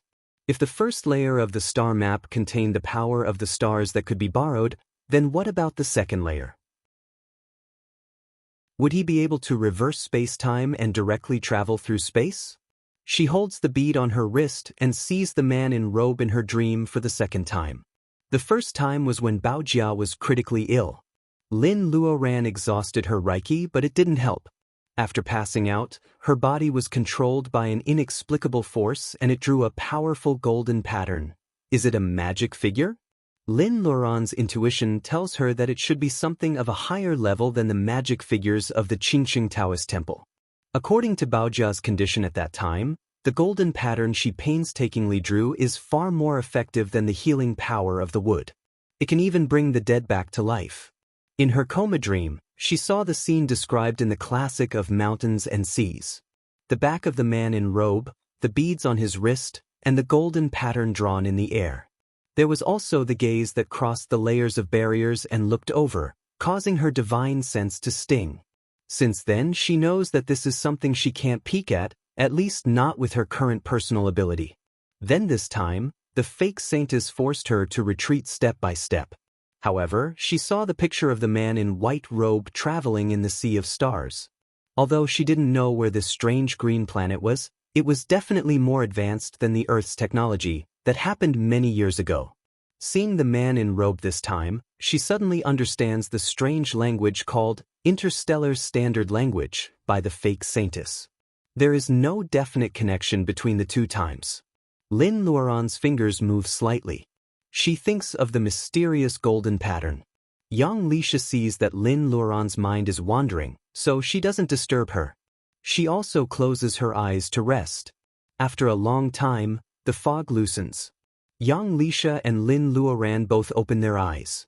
Two people appear in the white fog, complaining to each other. It's Shi Heng and Chen Yun.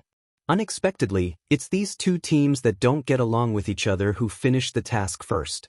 Fellow cultivator Shi, did you get anything? Lin Luoran stands up and asks. Chen Yun is angry. Shi Heng, if you didn't ignore the big picture, we wouldn't have missed the foundation laying bolus. Shi Heng rolls his eyes and ignores him. After listening to the story, Lin knows that the stone door Shi Heng and Chen Yun pushed open leads to a ruined cave. They were tortured by the remaining inhibition. After overcoming all the obstacles along the way, they really found the treasure left by the predecessors. The two of them can go through trials and tribulations together, but they can't endure hardships. Because they dislike each other, they don't even get the only bottle of foundation-laying bolus. Shi Heng doesn't complain much about Chen Yun. Lin Luoran feels surprised, so Shi Heng whispers to her that they triggered the inhibition and it was Chen Yun who risked his life to get him out. Although it's the rule of the Tower of Babel that no teammates can be abandoned, even Lin Luoran has changed her opinion of Minister Chen. It is not easy to be an official. It must be hard for Chen Yun to manage a group of arrogant young cultivators. Chen Yun is a tactful man. When Lin Luoran puts herself in Chen Yun's shoes, it is not an exaggeration. Of course, what Lin Luoran can never forget is that they pressured the Lin family that year. If Zhou Yaowei didn't make a move first, Lin Luoran might have to fight against the entire world of cultivation when she gets back. Lin Luoran puts these thoughts aside and asks Shi Heng about his experience in the dilapidated cave. With their help, the next team should be back soon. The fog is still the same, but the mood of waiting is different. After waiting for another half a day, two people riding tall horses come out of the fog. They are Grandpa Mu and Grandpa Gua. The two cultivators of laying foundation are dressed like nobles in the Middle Ages in Europe. Even their saddles are made of pure gold. Seeing that there are not many people waiting on the platform, Grandpa Mu and Grandpa Gua are relieved. It's better not to let the juniors see their weird clothes. Compared with the short adventure of Lin Luoran's team and Shi Heng, Grandpa Gua and Grandpa Mu have spent more than a year in the strange world, as they call it, although they only appeared one step later than the two teams. A world of magic and swords? They are all excited. After a while, Grandpa Gua stops coughing. His face is ruddy and some of his white hair has turned black. He is in a good state. Grandpa Gua is a little embarrassed. The locals in that world are very strange. They turn a blind eye to the Reiki of the 5 elements in the world and practice the magic of elements. With Grandpa Mu's help, my old illness is really cured. Grandpa Mu laughs. Cured? As soon as you advance, your old illness will be cured without any medicine. Lin Luoran is surprised by the way the two seniors showed up. If Grandpa Mu didn't tell her, she wouldn't have noticed Grandpa Gua's cultivation. Now she senses it. Grandpa Gua has broken through the middle stage of laying foundation and there is a sign of the late stage of laying foundation. Every time Reiki advances, it is time for the body to be improved by Reiki. With the help of Master Mu, Reiki of the 5 elements, which no one in the magic world cares about, is scarce for Master Gua's dry meridians. Taking advantage of the advancement, Master Gua's old wounds are healed without any medicine. Both of them want to advance. It seems that if I don't work hard, I won't be able to show my face in front of others. Shiheng says to himself. Needless to say, he must be thinking of his precious apprentice Li Shi, whose cultivation is almost catching up with his. Qin Yun is jealous for a while. Then he thinks of Grandpa Gua's fierce reputation when he was young. Grandpa Gua was a great deterrent to the neighboring island country. Even if Grandpa Gua only regains his original fighting capacity, he is still very powerful, not to mention the blessing of the advancement. At least for the state of Huaxia, Qin Yun is not so depressed anymore. Only Lin Luoran is sincerely happy. Congratulations, Grandpa Gua. Grandpa Gua sighs, Lun, I really need to thank you. If you didn't provide me with elixirs for years, I might not be able to live until now, let alone advance. And Mu, if you didn't help me, you would be the one who advanced. You won't have such a chance to enjoy such pure Reiki in the future. Grandpa Mu pulls his clothes and ignores his close friend's sentimental words. He takes out a green crystal the size of a goose egg from his front pocket. What is this? Grandpa Mu says mysteriously, the real gain of this trip. We suspect that it has something to do with the Tower of Babel. An emerald-like crystal is lying quietly in Grandpa Mu's hand on a silver chain. It is the heart of Druid that the Bauhinia Empire in the magic world fought for. The dense fog became lively. The young cultivators returned to their respective places. Some were in high spirits, and it seemed like they had gained quite a bit. There were also people who were dejected. Some are seriously injured and are dragged back by their companions. They thought they were going to die, but when they return to the fog, they find that there is no trace on their bodies. Some are really seriously injured. Lin Luoran can't help but worry about her father and Yuan Yi who haven't shown up yet. As time goes by, almost all people have returned.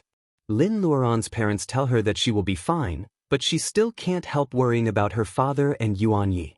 If the two of them didn't fall in the same place after passing through the stone gate, Mr. Lin has no combat experience. What should she do? The sound of waves comes from the depths of the mist. Lin Luoran thinks she has misheard it. A stream of seawater spreads to their feet. A strange boat appears in the mist. Mr. Lin and Yuan Yi, who are much tanned, are holding the reins and staring at the boat in astonishment. Lin Luoran bursts into laughter. Being tanned is nothing. Mr. Lin and Yuan Yi are so lucky that they are still alive. Is everyone here? Lin Luoran looks at Yang Lisha. The female monster stays away from the crowd. Her dimpled face shows alienation. However, after waiting for a long time, they are still standing in the fog. The Tower of Babel hasn't sent them out. What's going on? Chu Yi, who is a man of few words, looks around and says nervously, Master Lin Yishaobei is not here yet. He took his turn.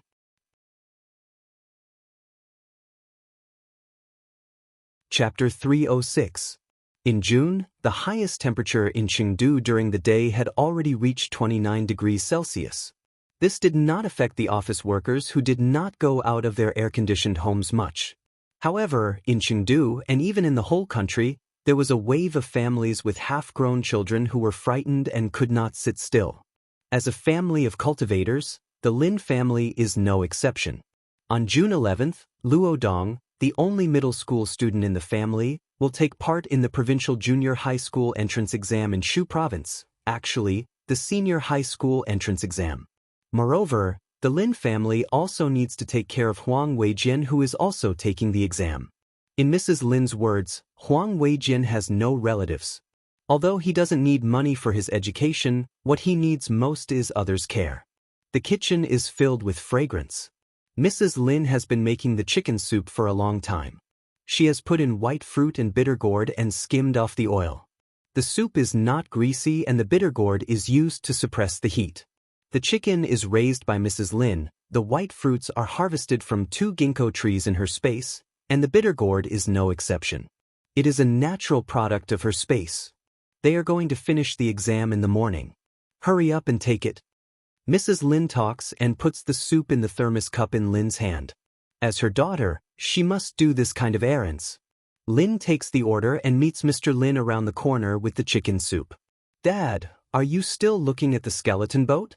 Mr. Lin smiles. "Yuan Yi is. We were busy at that time and the boat was not beautiful. Yuan Yi and I both agreed to dismantle it and remake it." Mrs. Lin is the only one who doesn't know about the thrilling battle between Mr. Lin and Yuan Yi with the sea monster. It is understandable that they value the skeleton boat as a trophy. The skeleton with light reiki is obviously a good material for refining weapons. It is a pity that Lin is still a novice at refining weapons. Otherwise, she can refine the skeleton boat into a spirit boat. The two children will take the exam in the same school so they don't have stage fright. This is a good advantage for a large-scale exam, and Lin doesn't need to send the chicken soup separately. There are many parents like Mrs. Lin at the school gate. There is no place to park, so Lin Luoran leaves the folk street and takes a taxi. As expected, there is a sea of people at the school gate. The scorching sun and the worry about their children's performance in the exam make it a double torture. Even with umbrellas, Lin Luoran can still see many mothers and grandmothers sweating profusely. All parents in the world should be pitied, right? Mr. and Mrs. Lin used to worry about her every time she took an exam. Lin Luodong and Huang Weijian are waiting for her under the tree. Lin Luoran smiles. "You two must have done well in the exam. The first subject is language." Huang Weijian is a descendant of Confucianism. It will be shameful if he doesn't know the basic knowledge of language. Luodong also has Rong's hard work for 2 years. Language is the subject that they are best at. She asks them to sit down in the restaurant and asks them to drink the chicken soup made by Mrs. Lin. Seeing that the food is not greasy, Luodong fills a bowl for Huang. The aroma of the food attracts other parents and students in the restaurant. However, Huang brought the food himself and Luodong can't force him to buy it. Luodong drinks a bowl of soup and picks up a few pieces of chicken. He sighs contentedly. "Mom is really good at cooking." "Sister, can you guess what the topic of this year's high school entrance exam is?" High school entrance exam composition? Lin Luoran hasn't studied for many years. When she was in high school, the topic was the most unforgettable thing in your life. In recent years, the topic of the exam has become more and more difficult. How can she guess it? Huang Weijian slowly wipes his mouth. "Let's write about how to view the immortals in the legend, cultivators." Lin Luoran almost spits out the tea in her mouth. No wonder both of them are so confident. Their essays, which get some of the most points, are about cultivators. Since she proposed to integrate cultivation with science and technology, it seems that the leaders of Huaxia have made a formal response. Starting from the topic of the high school entrance exam, does the state of Huaxia begin to guide the public opinion? Lin Luoran stares at them. "What did you write?" Luodong says while eating, "Sister, you always say that cultivation has no national boundaries, but cultivators do. That's what I wrote." Needless to say, Luodong can get high marks from the point of entry. Seeing that Lin Luoran is looking at him, Huang Weijian takes the initiative to say, "I wrote that cultivators may be around us." Lin Luoran wants to cough again. These two kids are obviously walking on a tightrope between being exposed and not being exposed. Excellent grades are good for cultivating one's self-confidence. Whether it's cultivation or studying like ordinary kids, Lin Luoran will not pour cold water on them when they are working hard. After thinking for a while, she makes a gesture with her right hand.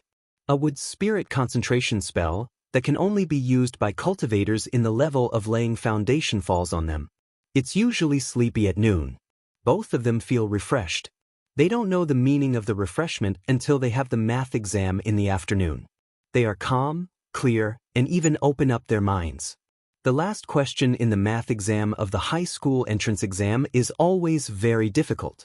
It is said that this is a watershed to test whether a student is good at math. You don't need to be good at math, but you need to be very good at it. According to Luodong's and Huang Weijian's usual grades, they are not at a loss to solve this question. However, they have never been as confident as they are today. Lin Luoran and Huang Weijian's reasoning is clear, which reduces a lot of detours. After making a dozen equations, they finish the last question. Looking at the time, there are still 40 minutes before they hand in the paper. Why is she in such a good mood today? Luo Dong can use the extra time to check the papers. Huang Weijian's situation is similar to Ludong's. He feels the fluctuation of Reiki when Lin Luoran casts the spell and knows that Lin's sister is secretly helping her. When he puts down his pen to check the papers, Huang Weijian unconsciously smiles. The young man's cold heart is slowly melted by the Lins. When he thinks of his grandfather who has never returned, the mental barrier of being abandoned has been gradually healed in the warm atmosphere of the Lin's family. Well, I have to do well in the high school entrance exam. Luo Dong is so weak. It is not safe for him to go to number 4 high school alone. Huang Weijian says silently and checks the papers carefully. In another building, Luo Dong sneezes and looks around suspiciously. The invigilator thinks that he is cheating and stares at him. Luo Dong touches his nose and knows that he has been misunderstood. He quickly lowers his head and checks the papers carefully. Time is stretched. A phoenix flower is blooming outside the window. June is like fire. This is the high school entrance exam that many people in the state of Huaxia will experience. Among the classmates who have been with each other for 3 years, the ones with good grades will go to a better high school. Some can only stay in the high school, and some don't want to go to school anymore. This is the first choice of the boys and girls. They may feel sad, but they are more about growing up. Hello, the total score of the examinee you are looking for is 678. The mechanical voice says the corresponding examinee's number. The Lin family cheers. With this score, it is no problem for him to go to number 4 high school. He will also get a scholarship. Fatty Chui pats Huang's shoulder and says, "It is not a shame. Not bad, not bad." This is Huang Weijian's score. The Lin family is so excited that Huang Weijian blushes. Then they let him go and start to check Luodong's score. Examinee Luodong, admission ticket number *********, 148 points for Chinese, 150 points for math, 149 points for English. The total score is 685 points. The Lin family is stunned. They have always known that the 2 children have good grades. Huang is a cultivator, so he can get twice the result with half the effort. However, they didn't expect that Luo Dong has a higher score. The total score of the senior high school entrance exam in our city, including PE, is only 700 points. Luo Dong only has 15 points deducted. Fatty Chui rubs his hands and says, "Is the Lin family going to have a top scorer?" Mrs. Lin thinks of the program she watched at noon and shakes her head. Not the top scorer. The top scorer has 3 points more than Luo Dong. Even if he is not the top scorer, he is good enough. Fatty Chui says something wrong. He is about to comfort Luo Dong when Luo Dong laughs and says, "It is good that he is not the top scorer. If he is the top scorer, the school will tie you up for an interview. It will be too unsafe for our family." A boy less than 16 years old knows how to keep a low profile. The Lin family laughs. "Brother Dong Lin, you've contributed the most to my results. Thank you."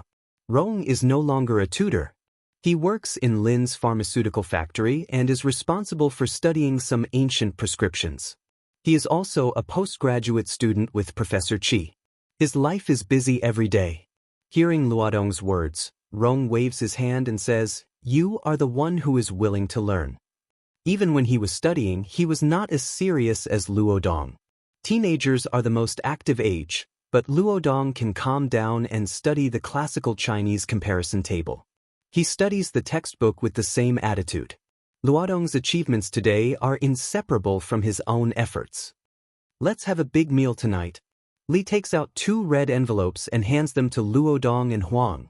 Luo Dong opens the envelope and sees a bank card. Huang's is the same. Li clears her throat and says, "There is 88,888 in each card. It is a gift for you." Can they get gifts for exams? Luo Dong blinks his eyes in confusion. Even if there are red envelopes, isn't it too much? He looks at Lin Luoran. Seeing his sister nod, he knows that he can take the money. Mrs. Lin wants to say something, but Mr. Lin stops her. Lin Luoran explains with a smile, "They are both 15. Huang is fine, but we can't let Luo Dong live a poor life. Let me tell you one thing first. With the red envelopes from your sister, we won't pay for your tuition and living expenses during the 3 years of high school. If you don't have enough money, you have to earn it yourself. Can the scholarship cover all the tuition? Huang Weijian has been taking care of his own money for a long time, so he doesn't feel pressured. How can he use the money he earned from selling wild ginseng? Luo Dong winks at him. Bro, do you know how to do business? Huang Weijian turns a blind eye to Luo Dong. He can only pick up garbage with his eyes. Fatty Chui gives them some jade buttons as gifts. Mrs. Lin knows that jade is very expensive, so she says, Amit ba, several times. Li says casually, it's nothing. In ancient times, people used to hide silver at the corners of their clothes. They sew these buttons into their sleeves. They can be exchanged for money at critical moments. Fatty Chui is in a cold sweat. These are not expensive. They look good. I want to give them a souvenir. Mrs. Lin stops nagging. Rong gives them 2 pens. Yuan Yi and Zheng Tian are acting mysteriously. They say that they are going to prepare the gifts and haven't come back yet. Everyone looks at Lin Luoran. Her gifts are still there.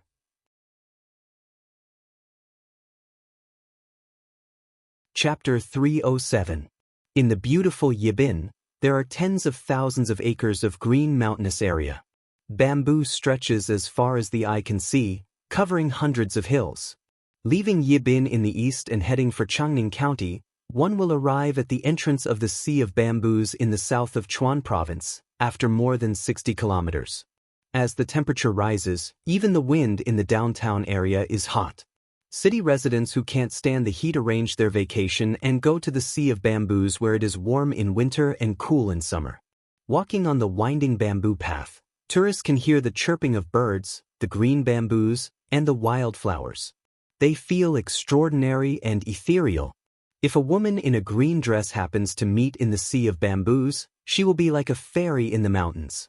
After the Warefree Valley, there is the Jade Corridor of the Sea of Bamboos. There are dozens of miles of sightseeing trails. Tourists walk along the trails, watching the bamboos and listening to the spring. The fresh air is full of the fragrance of bamboo leaves, which makes people feel relaxed and peaceful. At this time, there are 3 tourists on the Jade Corridor. The leading girl seems to be in her 20s. She is wearing a simple green dress without any makeup, which makes the forest even more beautiful. Her eyes are so bright that people can see the bamboo swaying in the wind. The younger ones are 2 boys, about 15 or 16 years old. One of them is cheerful. He is taking pictures of the scenery along the way with an SLR camera. He doesn't walk fast, so the 3 of them are even slower. If Lin hadn't traveled with Luodong, she wouldn't have known that Luodong's hobby is photography. Of course, cultivators also need hobbies. Li Shi-er is cultivating her interest in flowers, Yuan Yi likes to study spirit herbs, and Huang Weijian likes to practice calligraphy. Lin Luoran herself feels the most fulfilled when she is working in the space. There is a drop of dew rolling on the top of the grass. Luodong stays still for a while and then takes a picture of the moment when it falls. Okay, let's go. Luodong feels embarrassed to let his sister and Huang wait for him. As for Huang Weijian, although he is a cultivator, he was raised by his single grandfather. He has never been out of the R city since he came to the city from the countryside.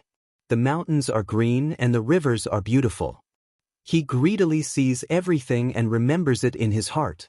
While taking pictures of the bamboo forest, Luodong says, I wonder where my parents are now. After returning from the Tower of Babel, Mr. Lin makes a very romantic decision to travel around the world with his mother, and the first stop is Hainan. His parents should be basking in the sun on the beach, drinking coconut juice, and eating some seafood for lunch, right? Mr. Lin also brings a lot of fishing gear, saying that he is going to try real sea fishing. Li Shi-er goes back to her school and Yuan Yi is the only one left to look after the family. He also teaches his school fellow apprentice who is a little slow in the spells of the 5 elements. This month has become a real vacation month for the Lin family. The reason why Lin Luoran chose the Sea of Bamboo in the south of Chuan Province as her first stop was because of the bamboo tube made by Yuan Yi last time. Bamboo itself has reiki. Lin Luoran can transplant some back and plant some in her space and backyard. They can be used to make utensils or even refine weapons in the future. In short, there was no need to worry about its usefulness. The sun is rising in the middle of the sky. Because Luodong is taking pictures slowly, they have just walked out of the Jade Corridor. Lin Luoran and Huang Weijian don't feel tired yet, but they have to take care of Luodong. There are plenty of farmhouses in the tourist area. Lin Luoran randomly picks one and prepares to have lunch. The quieter the place is, the worse the taste is. In order to eat fresh ingredients, Lin Luoran has to choose a restaurant with many guests. Since they are in the Sea of Bamboo, they will be embarrassed to talk to others if they don't have a bamboo banquet. When in Rome, do as the Romans do. Lin Luoran, Huang Weijian and Lin Luoran pick a quiet place and wait for the banquet to be served. The thinly sliced, glossy cured meat was served. It is made of streaky pork. It looks oily, but Lin Luoran takes a bite and finds it tastes delicious. It is fat but not greasy. It tastes better than the ones at home. Is it smoked with bamboo leaves? Lin Luodong takes a few bites. Although it is not as good as the ones at home, it may be the wild boar that hasn't been fed. The meat is delicious. The special smoking method makes it totally different from the food of Lin's family. This is delicious. Huang Weijian concludes. A waiter serves them a big bamboo tube and says, "Hey, there's more." The bamboo tube is filled with white tofu pudding. The fragrance of the beans and the tranquility of the bamboo tube add a piece of cilantro on top of the white tofu pudding, which makes Lin Luoran's appetite increase. Soon, the waiter serves them 3 chili plates. This is the full service of tofu pudding. Braised salmon with bamboo shoots, roasted chicken with bamboo shoots, shredded bamboo shoots with sesame oil, and delicious soup with bamboo shoots. The 3 of them don't finish the bamboo banquet. These dishes are more than enough for them. When they are checking out, Lin Luoran says that he wants to treat them. Lin Luoran doesn't mind. When Luodong comes back, he is holding a small plate full of golden fried insects. "Sister, this is a gift from the owner. Are they really edible?" Lin Luodong is doubtful. They are bamboo shoot insects, high in protein. There used to be a lot of them in the back mountain of the Li's village. Lin Luoran's mouth is watering because of the aroma of fried bamboo shoot insects. Lin Luoran doesn't explain. She throws one into her mouth. These bamboo shoot insects have their feet and wings removed before they are fried. They taste the best when they are hot. Seeing that Lin Luoran is enjoying the food, the 2 boys also start to fight for the food. The taste is wild. Huang remembers that he once had this when he was a few years old, but this is the first time for Luodong. "Boss, is this the way to the colorful waterfall?" Lin Luoran thanks the owner after getting a positive answer. Then she takes the 2 boys on their journey. They walk slowly. They just need to get to their destination before dark. Anyway, they have tents. Sleeping in the bamboo forest is a different experience. Along the way, Huang stops from time to time. The smile on Huang's face is becoming softer. He remembers that he took Luodong on a trip last time to help him get rid of the scar in his heart. In this way, it seems that he is making chicken soup for the soul. Lin Luoran smiles secretly. She looks up at the sky from time to time. Goldie is showing half of its body in the clouds. The cunning and timid Cyan little fox must be clutching Goldie's neck for fear of falling down. Animals should belong to the wild, to this strange and interesting nature. Last time when he took them to the Tower of Babel, it was not just for fun, but they were almost turned into barbecued meat by the blue waves, which made both the eagle and the fox feel a lingering fear. Well, she needs to comfort their fragile hearts. The Sea of Bamboos in the south of Chuan Province is beautiful. There are springs and waterfalls everywhere. Among the mountains, there are dozens of waterfalls of different shapes. The most spectacular one is the colorful waterfall. At 7 o'clock in the evening, the 3 of them arrive at Shirgu Mountain. Luodong cheers. His feet almost follow the surname of others. Down from Shirgu Mountain is the Gourd Valley, where the colorful waterfall is. Seeing that Luodong is struggling to walk, Lin Luoran shakes her head and smiles. They walk down the path and the sound of the waterfall can be heard clearly. The waterfall goes straight down. It is said that at noon on a sunny day, when the sun shines, You can see a rainbow at the bottom of the pond. They were already late today, but what they lacked the least was time. Luo Dong has camping experience. He and Huang Weijian pitch their tents on the top of the pond. Lin Luoran picks up some firewood and builds a stove with stones. She boils the water in a pot and asks the two teenagers to keep an eye on the fire. Goldie lands on the ground in a blink of an eye when there is no one around. After shaking off the cyan little fox, it becomes the size of an ordinary eagle and stands on Lin Luoran's shoulder. The cyan little fox feels wronged, but soon its attention is attracted by Luo Dong and Huang trying to catch fish. It jumps to the side of the pond and Lin Luoran takes Goldie to the top of the waterfall. On the back of the mossy waterfall, where ordinary people can't stand, there is the spirit bamboo that Yuan Yi mentioned.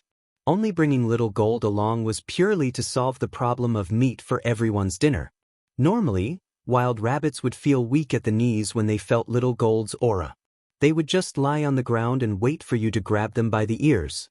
Lin Luoran releases Goldie, casts the wind-riding spell and flies to the top of the waterfall.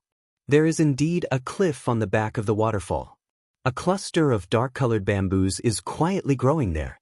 Lin Luoran is as light as a bamboo leaf that has just left the bamboo branch. She quietly falls on the top of the swaying bamboo. Yuan Yi only cut a bamboo tube last time, so there are still 5 bamboos in the same place. They are not as big as the bamboo tube. Lin Luoran is careful not to hurt their roots, so she digs them out and transplants them into the space. What is hidden in the soil of the roots? It is hard. Lin Luoran pinches something. When she is about to take it out, the heart of Druid in her clothes starts to buzz.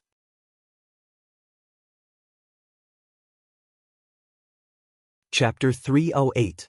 Lin Luoran is tidying up the roots of the spirit bamboo. She feels something hard. The heart of Druid that she hides in her clothes starts to buzz. Lin Luoran takes out an unidentified object that is thinner than her little finger. It is covered with the black soil under the roots. Lin Luoran rubs it but can't see what it is, so she puts it away.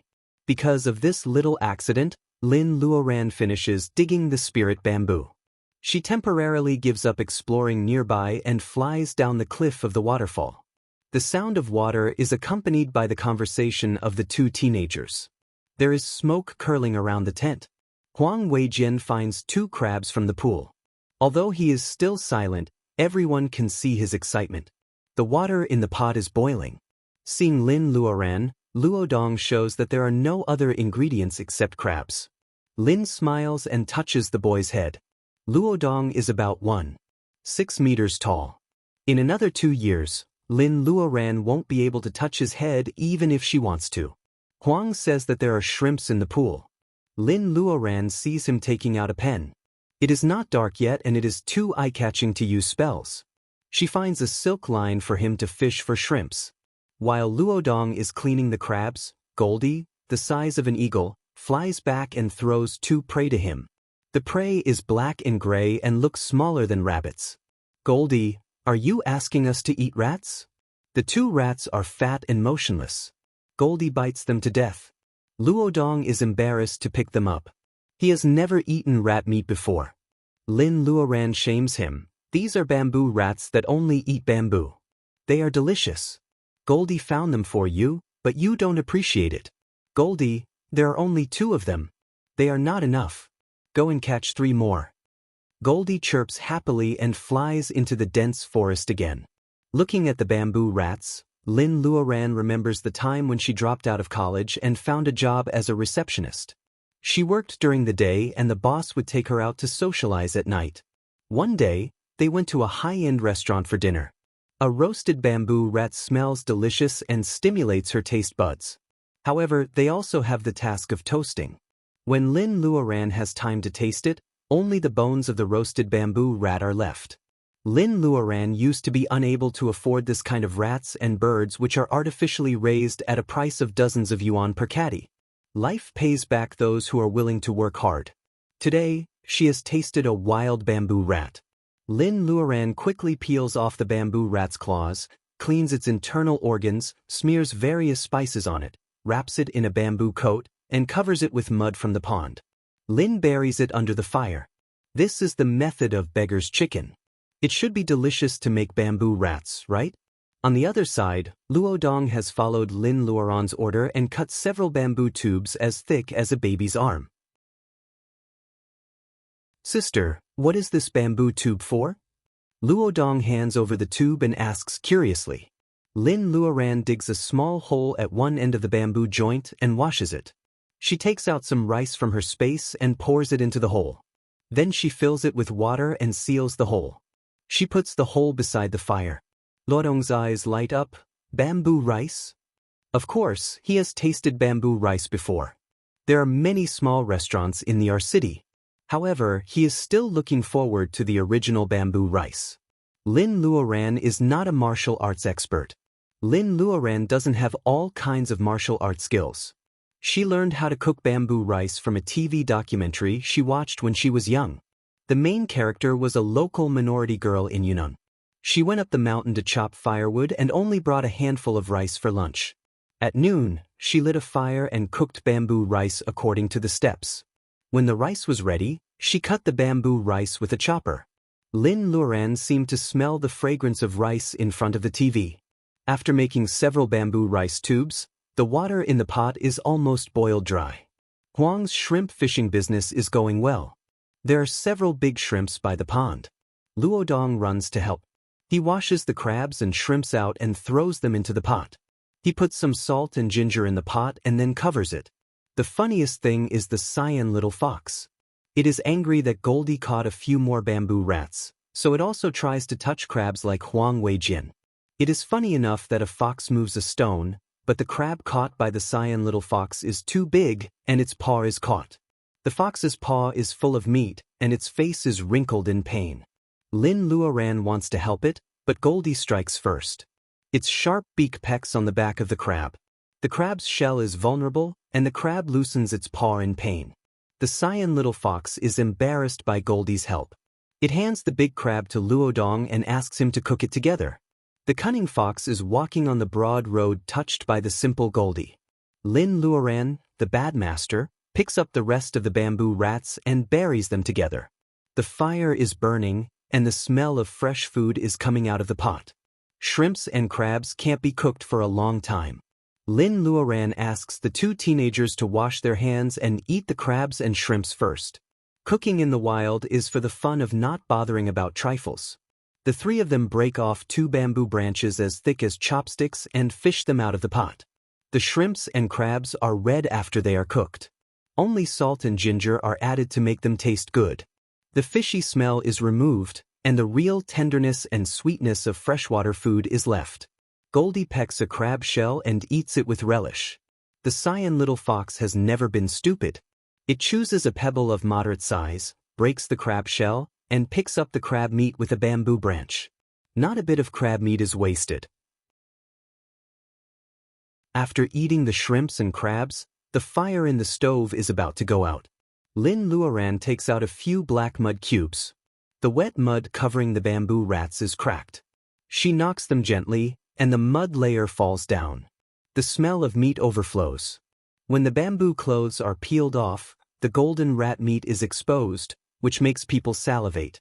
The cyan little fox is dumbfounded. Recently, it is not picky anymore. It likes delicious food, no matter whether it has reiki or not. Seeing Lin Luoran peeling the first bamboo rat, the cyan little fox's saliva drips all over the ground. Lin Luoran gives the bamboo rat to it.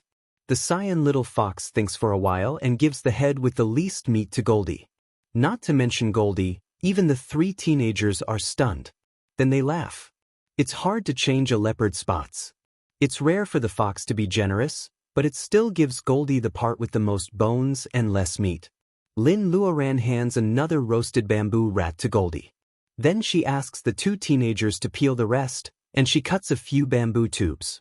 The bamboo tubes are filled with white and plump rice. The real rice has a layer of grease on the surface after it is cooked. The grains are clear and the texture is just right. The three of them eat the bamboo rice with the rat meat. Together with the crab and shrimp they have just eaten, they are so full that they don't want to move anymore. When the last light of the setting sun is swallowed by the horizon, Lin Luoran cleans up the fire and gives the rest of the bamboo rats to Goldie. It is the hero of the hunt. Lin Luodong says that he wants to go to the forest with Huang Weijian to digest the food. Thinking of the thing she hasn't checked yet, Lin Luoran nods. Take Goldie with you in case you get lost. Remember, safety first. Come back early. There is nothing more attractive than exploring in such a deep forest in the evening. Even Huang Weijian is a little excited. They set off with Goldie soon. Lin Luoran takes out the little thing she found at the root of the spirit bamboo. It is covered with black mud and is hard to recognize. She walks to the pool and washes it. The torrent washes away the mud and gradually reveals its original color. A 5-centimeter-long metal rod, thinner than the little finger, is exposed. 2 characters that Lin Luoran doesn't know are carved on it. Lin Luoran turns the metal over and over again, but she doesn't know it. Could it be that this little metal stick had turned the ordinary bamboo into spiritual bamboo? Maybe it is just a coincidence? However, how can she explain the reaction of the Heart of Druid? After leaving the Tower of Babel, the Heart of Druid has lost its original listening ability. Lin Luoran has studied it for a month, but she has no clue. Lin Luoran takes off the Heart of Druid. It is a crystal the size of a goose egg with a thin slit in the middle. It is said that the Heart of Druid was divided into 2 halves by the elves in the alien world. As soon as it approaches the metal rod, it starts to buzz again. Lin Luoran looks at the silver chain. The hole pierced by the silver chain seems to be the same size as the metal rod. Lin Luoran unties the silver chain and puts the clean metal rod on it. It's exactly the same. There is no gap at all. They are indeed one. Lin Luoran doesn't know who brought this thing into the Tower of Babel and fell into the alien world. Or someone took the metal rod and lost it in the Sea of Bamboo in the south of Chuan Province. Lin Luoran really doesn't expect to have all of them. It is so unreal and so unreliable. Lin Luoran looks at the Heart of Druid, in which the metal rod is inserted. Nothing changes. When she is about to put it away, the cyan little fox jumps into her arms. Lin Luoran is caught off guard and the Heart of Druid falls into the pool. Oh you! Lin Luoran pinches the little fox's face like a bun. When she is about to pick it up from the pool, the Heart of Druid bursts out a strong light. A beam of strong light is cast to the direction of the waterfall. In the turbulent water, there is a hanging translucent screen.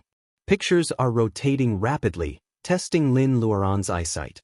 The cyan little fox is at a loss with its eyes wide open. Lin Luoran is dazzled. The flashing pictures, the silvery matte sound of the ship, the circuit board covered with crystal wires, the dark and cold. Is it a mecha?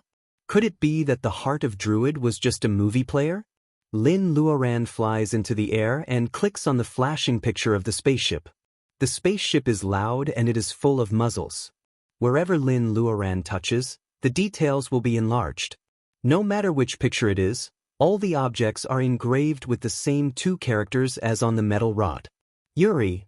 Lin Luoran's mind suddenly flashes with the translated words, which startles her. When she is about to click on the next picture, she hears a noise not far away. It sounds like Luodong's voice.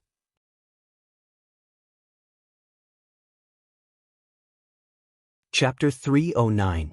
The cyan little fox is also very fast. As soon as Lin Luoran arrives at the edge of the bamboo forest, it also rushes over. Lin Luoran throws it on her shoulder. It clings to Lin Luoran's neck tightly. The wind makes the cyan little fox's hair stand up. Over a hill, Lin Luoran sees Lin Luodong's SR camera on the ground. On the hillside, Huang Weijian is guarding in front of a wild tea tree. His mouth is closed tightly. It seems that he is holding back his anger. As for Lin Luodong, he opens his hands and stands in front of a group of people. It's so dark. Lin Luoran doesn't know why there is a conflict. Lin Luoran comes almost silently. She lands not far away, ready to see how things develop. Don't go too far. We found this wild tea tree first. Lin Luodong's eyes are red with anger. It seems that he has been wronged a lot. A man says with a fake smile, "Don't talk nonsense. This wild tea tree was found by a Nihinese tourist. Which school are you from?" You are breaking international friendship. His accent was 100% Huaxia. What a compliment. He was really good at putting on airs. Was he a travel translator? It turns out that they are Nihanese. No wonder there are strange waves of power in them. It doesn't seem to be the way of Huaxia. Where is Goldie? Where is it? Lin Luoran secretly senses. It turns out that Goldie is hiding on the pine tree above her head, looking at these people coldly. If Lin Luoran doesn't come, Goldie will talk to them and they will all die. Huang Weijian didn't do anything because there were Nihanese cultivators among them, right? This child is a good seedling with a calm mind. If he can't kill them with one blow, he is willing to bear it. Sun Jun, we are willing to pay a lot of money to buy it. The speaker is a Nihanese woman in a white dress. She has neat bangs and a gentle expression. Lin Luoran can see things at night. At a glance, she feels that this Nihanese woman is very familiar. Well, isn't she the only woman who escaped from the Nihanese team on the night of Bermuda? Russia and Nihanese suffered the most in the night of Bermuda. The Nihanese team was completely annihilated, while the Nihanese had a woman who survived. That woman's photo is posted in the tribe of cultivators as a warning. A woman who can survive the annihilation of the whole team is not as gentle as she looks. By the way, she seemed to be called Sakurako Asada. Luodong says angrily, "We won't sell it." Not everyone in Huaxia is so short of money that they are willing to sell their souls. Lin Luoran has never seen Luodong like this before. It seems that Luodong must have done something wicked before Lin Luoran arrived. Jobs don't discriminate between the rich and the poor, and they are all ordinary people who are trying to make a living. They shouldn't hate each other so much. However, as a Huaxia man, Luodong bullies his own people. Lin Luoran doesn't understand why he would do such wicked things because of his twisted sense of inferiority. Huang Weijian takes out the bald pen and is ready to fight. The translator is still talking. Sakurako Asada looks at the 5 people on her side. It is not difficult to take down the little Huaxia cultivator. But why are the 2 Huaxia teenagers still staying in the mountains at night? He must have a teacher accompanying him. Sakurako Asada is not afraid of trouble, but she won't make trouble for no reason, especially in the land of Huaxia. The translator feels humiliated by Luodong's retort. He changes to his local dialect and curses Luodong. What a little bastard. Luodong is also stunned. Huang is not the only one who feels embarrassed. Luodong is also stunned. Sakurako Asada can understand some Huaxia language, but it is limited to Mandarin, which is widely used throughout the country. She also knows nothing about this dialect. Lin Luoran originally wants to see how the 2 children will be dealt with. Hearing this, she can't hide anymore and shows up. The dense forest is dark. When Lin Luoran moves, her breath-holding spell can't hide her breath. Even if Sakurako doesn't turn around, her whole body is stiff. This is the breath of an extremely powerful Huaxia cultivator. If she had known that the teacher of these 2 teenagers is such a powerful figure, they would have given up this rare wild tea. Money is hard to buy. Sakurako Asada is flexible. She turns around and makes a 90-degree greeting gesture. "Master," Lin Luoran chuckles softly. Her young voice is exposed. Sakurako Asada looks up in surprise. When she sees Lin Luoran's face at a close distance, she buries her head deeper. "Sister." Lin Luodong's eyes are red. At his age, it is hard enough for him to face these people, including the cynicism of the translator. When he sees the backbone, his eyes inevitably turn red. Sakurako Asada is short of breath. She wants to explain in a hurry, but she doesn't dare to raise her head. Just like how the tribe of cultivators occasionally gossips about this lucky Japanese woman and the star cultivators of other countries, Lin Luoran is now a rising star among the major forces on the earth. She is establishing her position step by step. A firefly can't compete with the bright moon. Lin Luoran doesn't even know that she has become a new force in the world. The name, Lin Luoran, has been branded with a gilded seal as she annihilates Crystal, a branch of the bloodline that challenges the bottom line of Huaxia. "Miss Sakurako, you are too polite, so these people think you are easy to bully. The Empire of Japan is a friend of Huaxia. If there is a conflict, the government will stand on the side of foreign guests. Interpreter's son hurries to show off. Lin Luoran glances at him lightly.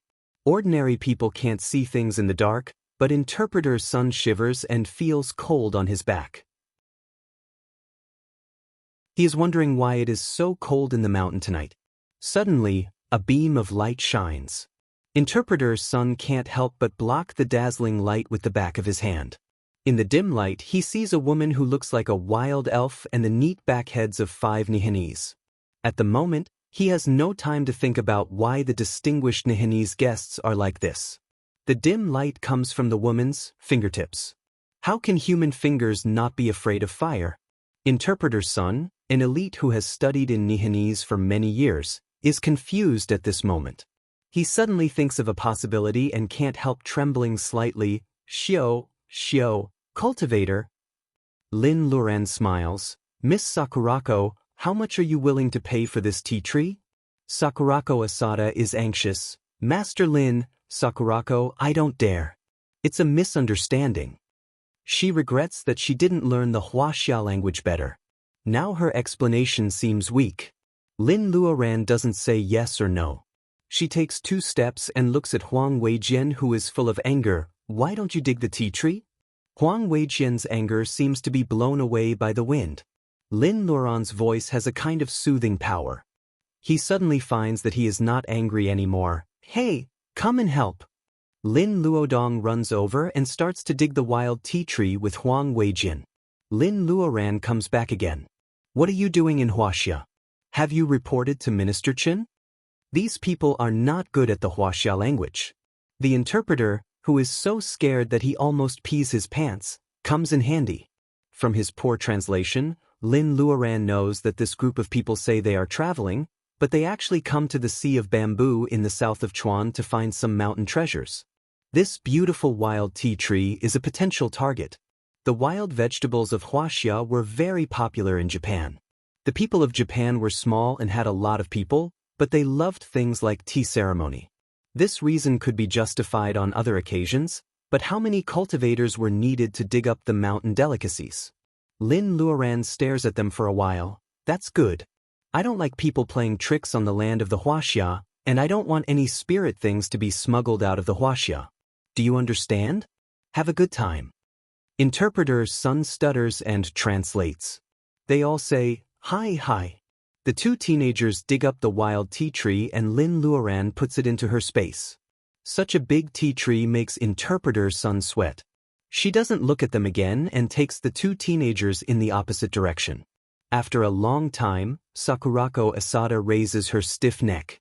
The other 4 neon people also raise their heads carefully. Interpreter's son slips down powerlessly. His trousers are wet.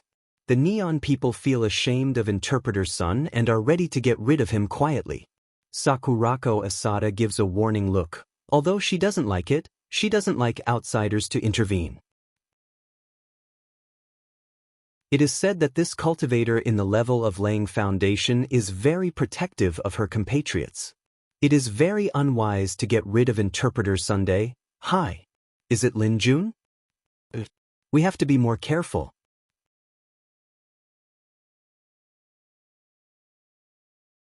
Chapter 310. The 2 teenagers follow Lin Luoran and take a detour back to the pond. They are both a little unhappy. Sister, those people are sneaky. I know they are not good people. Seeing Lin Luoran goes back to the camp to boil water and drink tea, Luodong says hurriedly.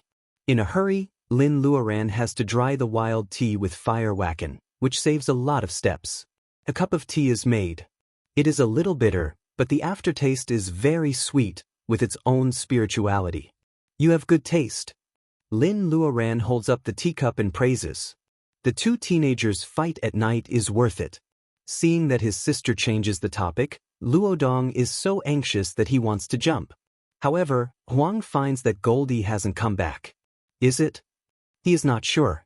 Lin Luoran nods. I can't rest assured if I don't figure out why these Japanese people come to the Sea of Bamboo in the south of Chuan.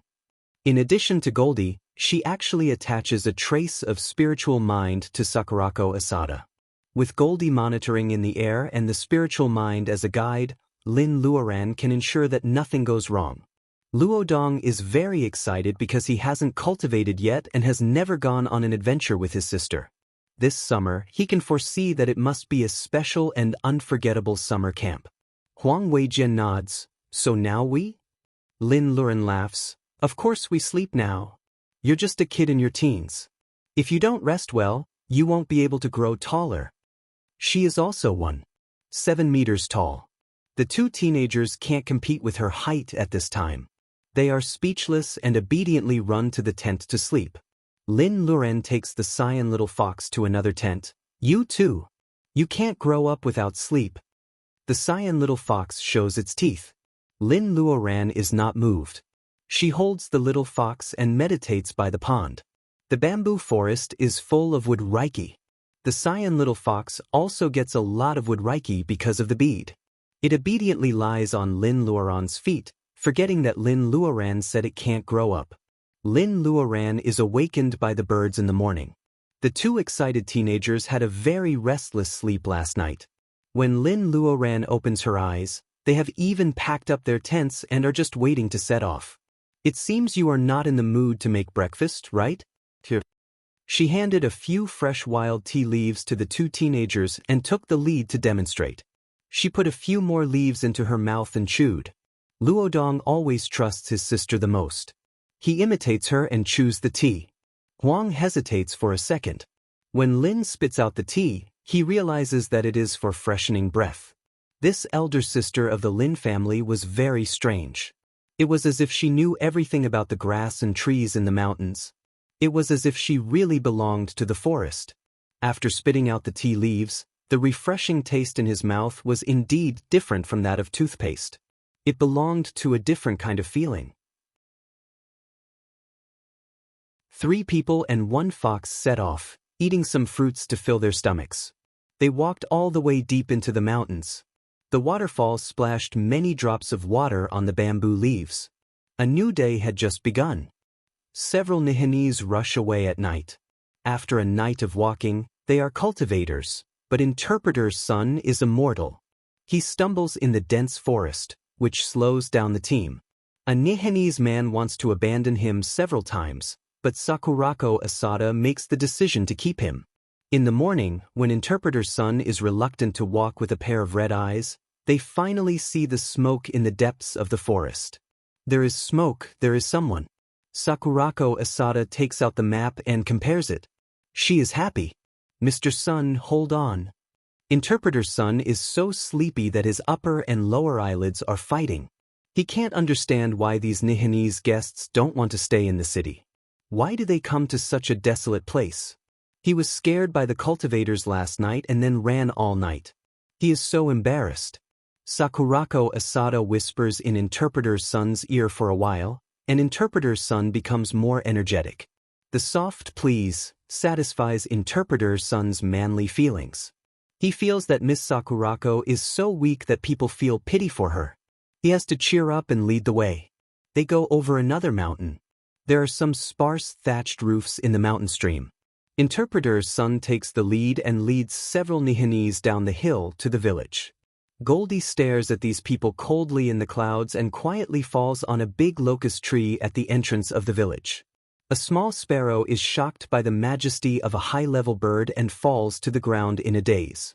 It is picked up by several children who are playing. They laugh and say they are going to roast the sparrow to eat. Interpreter's son goes all the way into the village. There are few outsiders in this isolated village. The dogs in the village smell the smell of strangers and bark together, like a chorus.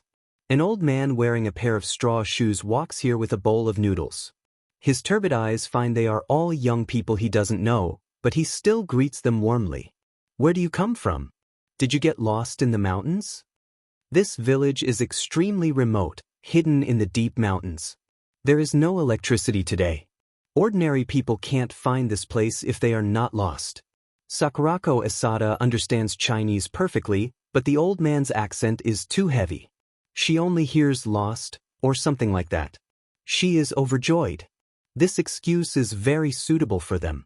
However, Interpreter's son doesn't dare to vent to the Nihanese guests after a night of hard work. He is superior to his compatriots. At this time, he doesn't see Sakurako Asada's eyes at all. He takes out a few old people's heads and says, "Old man, make us breakfast and clean up 2 rooms, and the money is yours." The old man is deaf and doesn't hear what interpreter's son says. "You want to give me the money? That's so embarrassing. Young man, I don't want your money. Go away." Many people open the door and laugh when they hear the old man's words.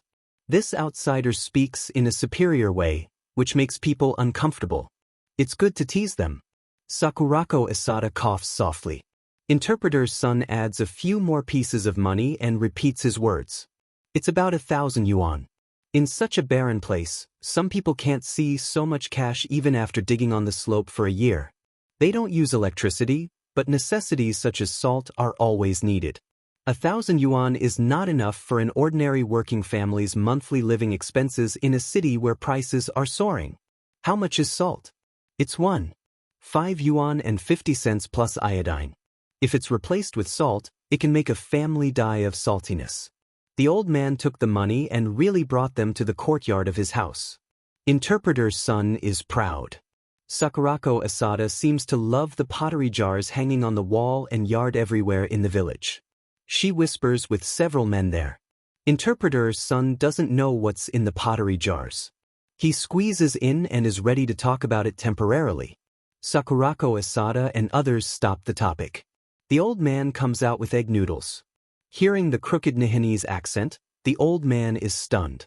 He is going to spit in the egg noodles, but he can't bear to spoil the food. He turns a corner and goes out from the back to call those naughty children to eat noodles. Several children are tempted by the egg fragrance. This morning, the children in the village have 2 meals. They are very happy with their bellies full. The old man returns to the kitchen and cooks last night's leftovers into porridge. He throws rotten sweet potatoes, which are specially picked out to feed pigs, into the stove to roast. After half an hour, the breakfast of porridge and roasted sweet potatoes is served. An old clay jar contains a jar of porridge, and the roasted sweet potatoes are placed in a pottery jar with a hole in it. Interpreter's son is the first to fall down in anger. He pays 1,000 yuan for seafood steamed dumplings, but the old man sends him away with rotten sweet potatoes. It's too much. He is about to get angry, but Sakurako Asada and others are eating very happily. Porridge and sweet potatoes are all natural things, in line with the way of health pursued by Nihanese people. Seeing Sakurako Asada drinking porridge, the old man snorts in his heart, but he changes his mind about these Nihanese. Of course, he is still vigilant. Interpreter's son, who is labeled as a traitor, has just begun his ordeal in the small mountain village. While Interpreter's son is still struggling with the dark toilet in the village, Lin Luoran, with 2 teenagers and a cyan little fox, lands on the top of the hill slowly. She rides on the sword, and Sakurako Asada and others walk. It's only a matter of time before they catch up with them. She has reached the middle stage of laying foundation, and her spiritual mind is no more than 10 miles. These Nihanese personal ability is too low to find them at this distance. Feeling Goldie, Lin Luoran comforts it and asks it to continue to monitor. However, this small mountain village is so difficult to find, and there is only a narrow path connecting it with the outside world. What are Sakurako Asada and others doing here? Lin Luodong is excited. He takes out a military telescope from his luggage and hands it to Huang Weijian.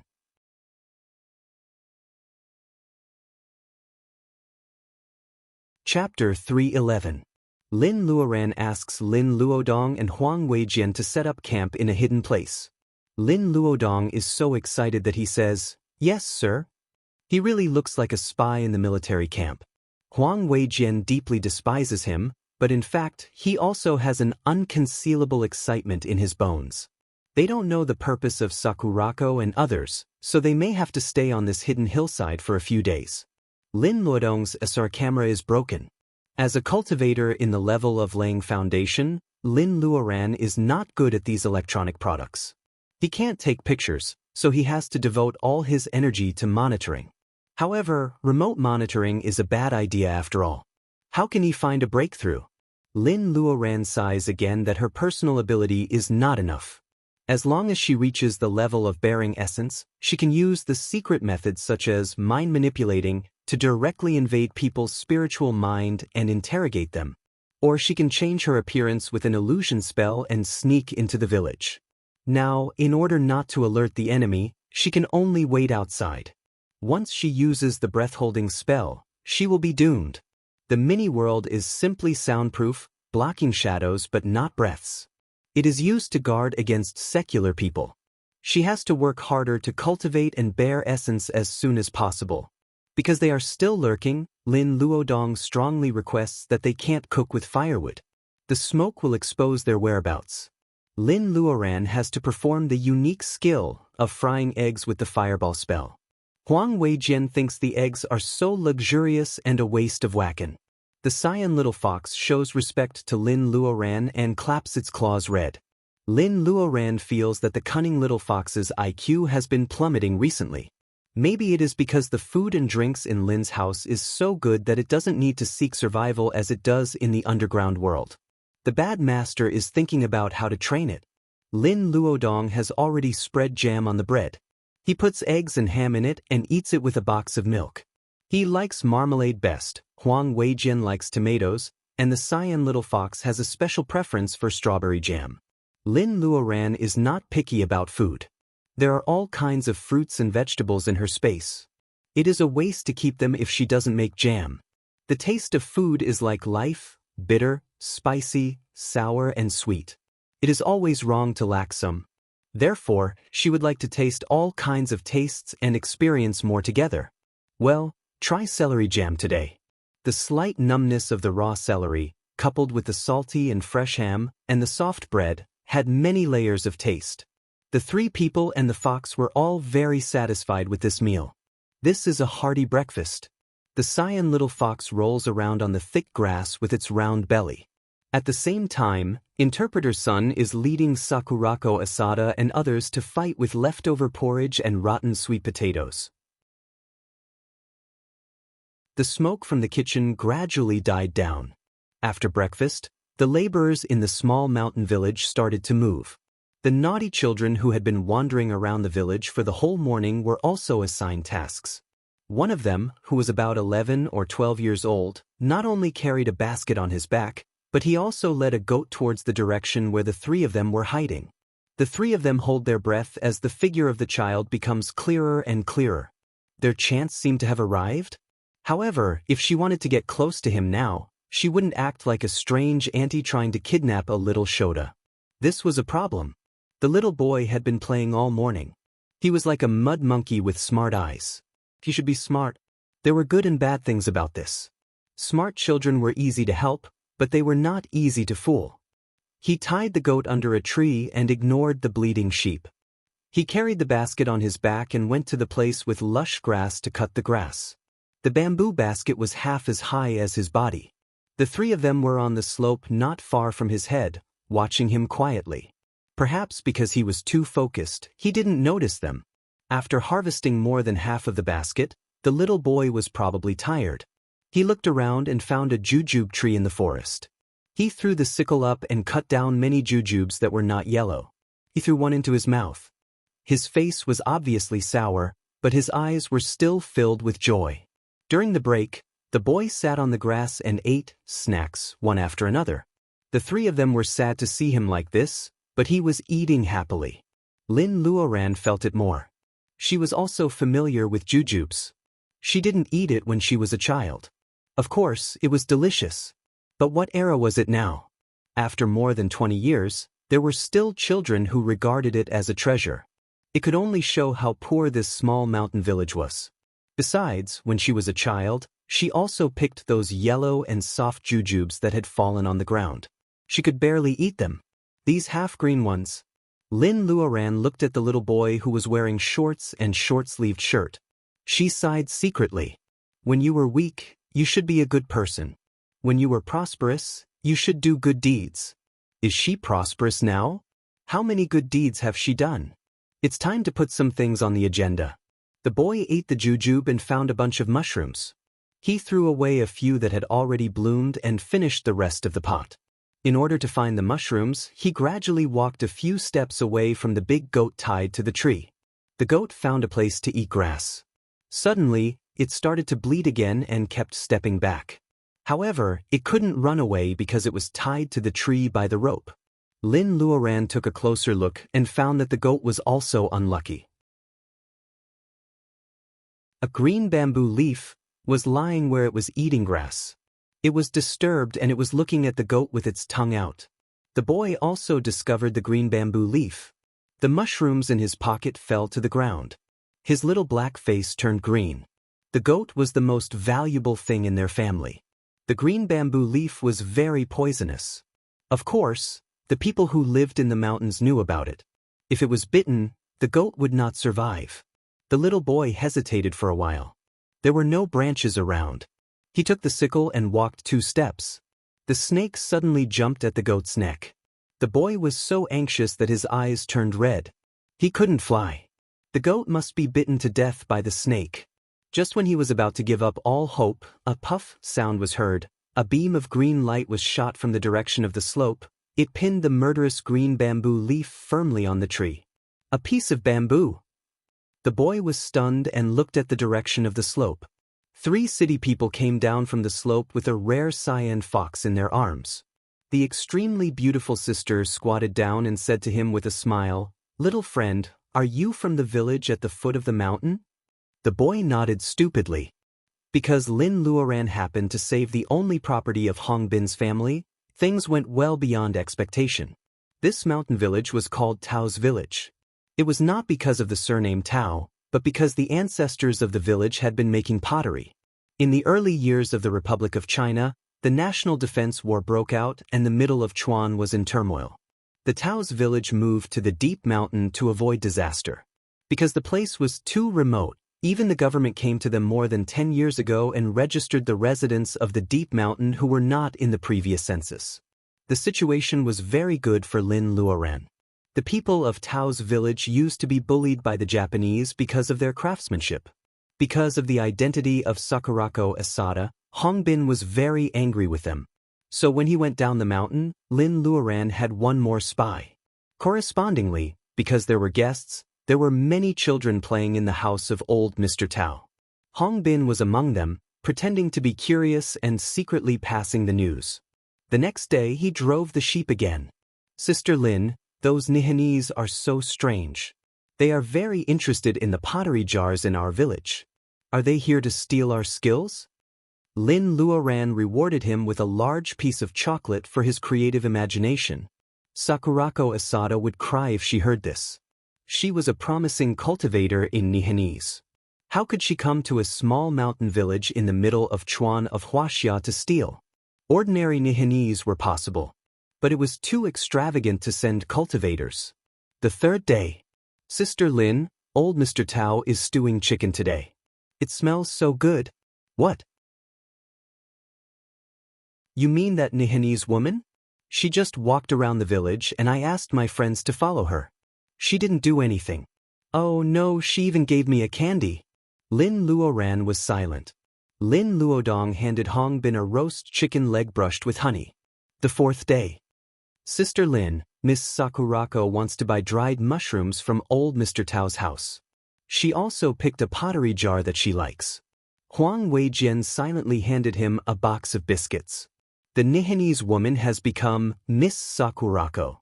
If they couldn't find any clues, their little spy would probably betray them. Pottery jars again. Is the secret in this pottery jars? Lin Luoran decides to see the pottery jars that Sakurako Asada cares about. She is still worried about the gourmet guide. After giving Hong Bin, who is too slippery to be a simple village kid, an old man's head, Lin Luoran sees the pottery jars that Sakurako Asada cares about in the afternoon. Several different styles of pottery are carried by Hong Bin in a basket covered with grass. According to him, they were borrowed from old Mr. Tao's house. These pottery are very good, but it is not enough for Sakurako Asada to spend so much time in Tao's village for so many days. Lin Luoran picks up a jar and turns it over. Well, a fox face is carved on the bottom of the jar, which is vivid. The others, either with fox body or fox claws, are all related to foxes. Lin Luan hands a jar with a fox carving on it to the cyan little fox. I have never seen other foxes who can pick flowers. You're tuning in to the Passion Pages YouTube channel. We're so grateful for your support, and don't forget to subscribe to join us on this incredible journey through captivating stories. Your generosity through donations truly makes a world of difference, as it's the primary source of revenue that allows me to expand and enhance this channel for you. Thank you from the bottom of my heart for being a part of this adventure.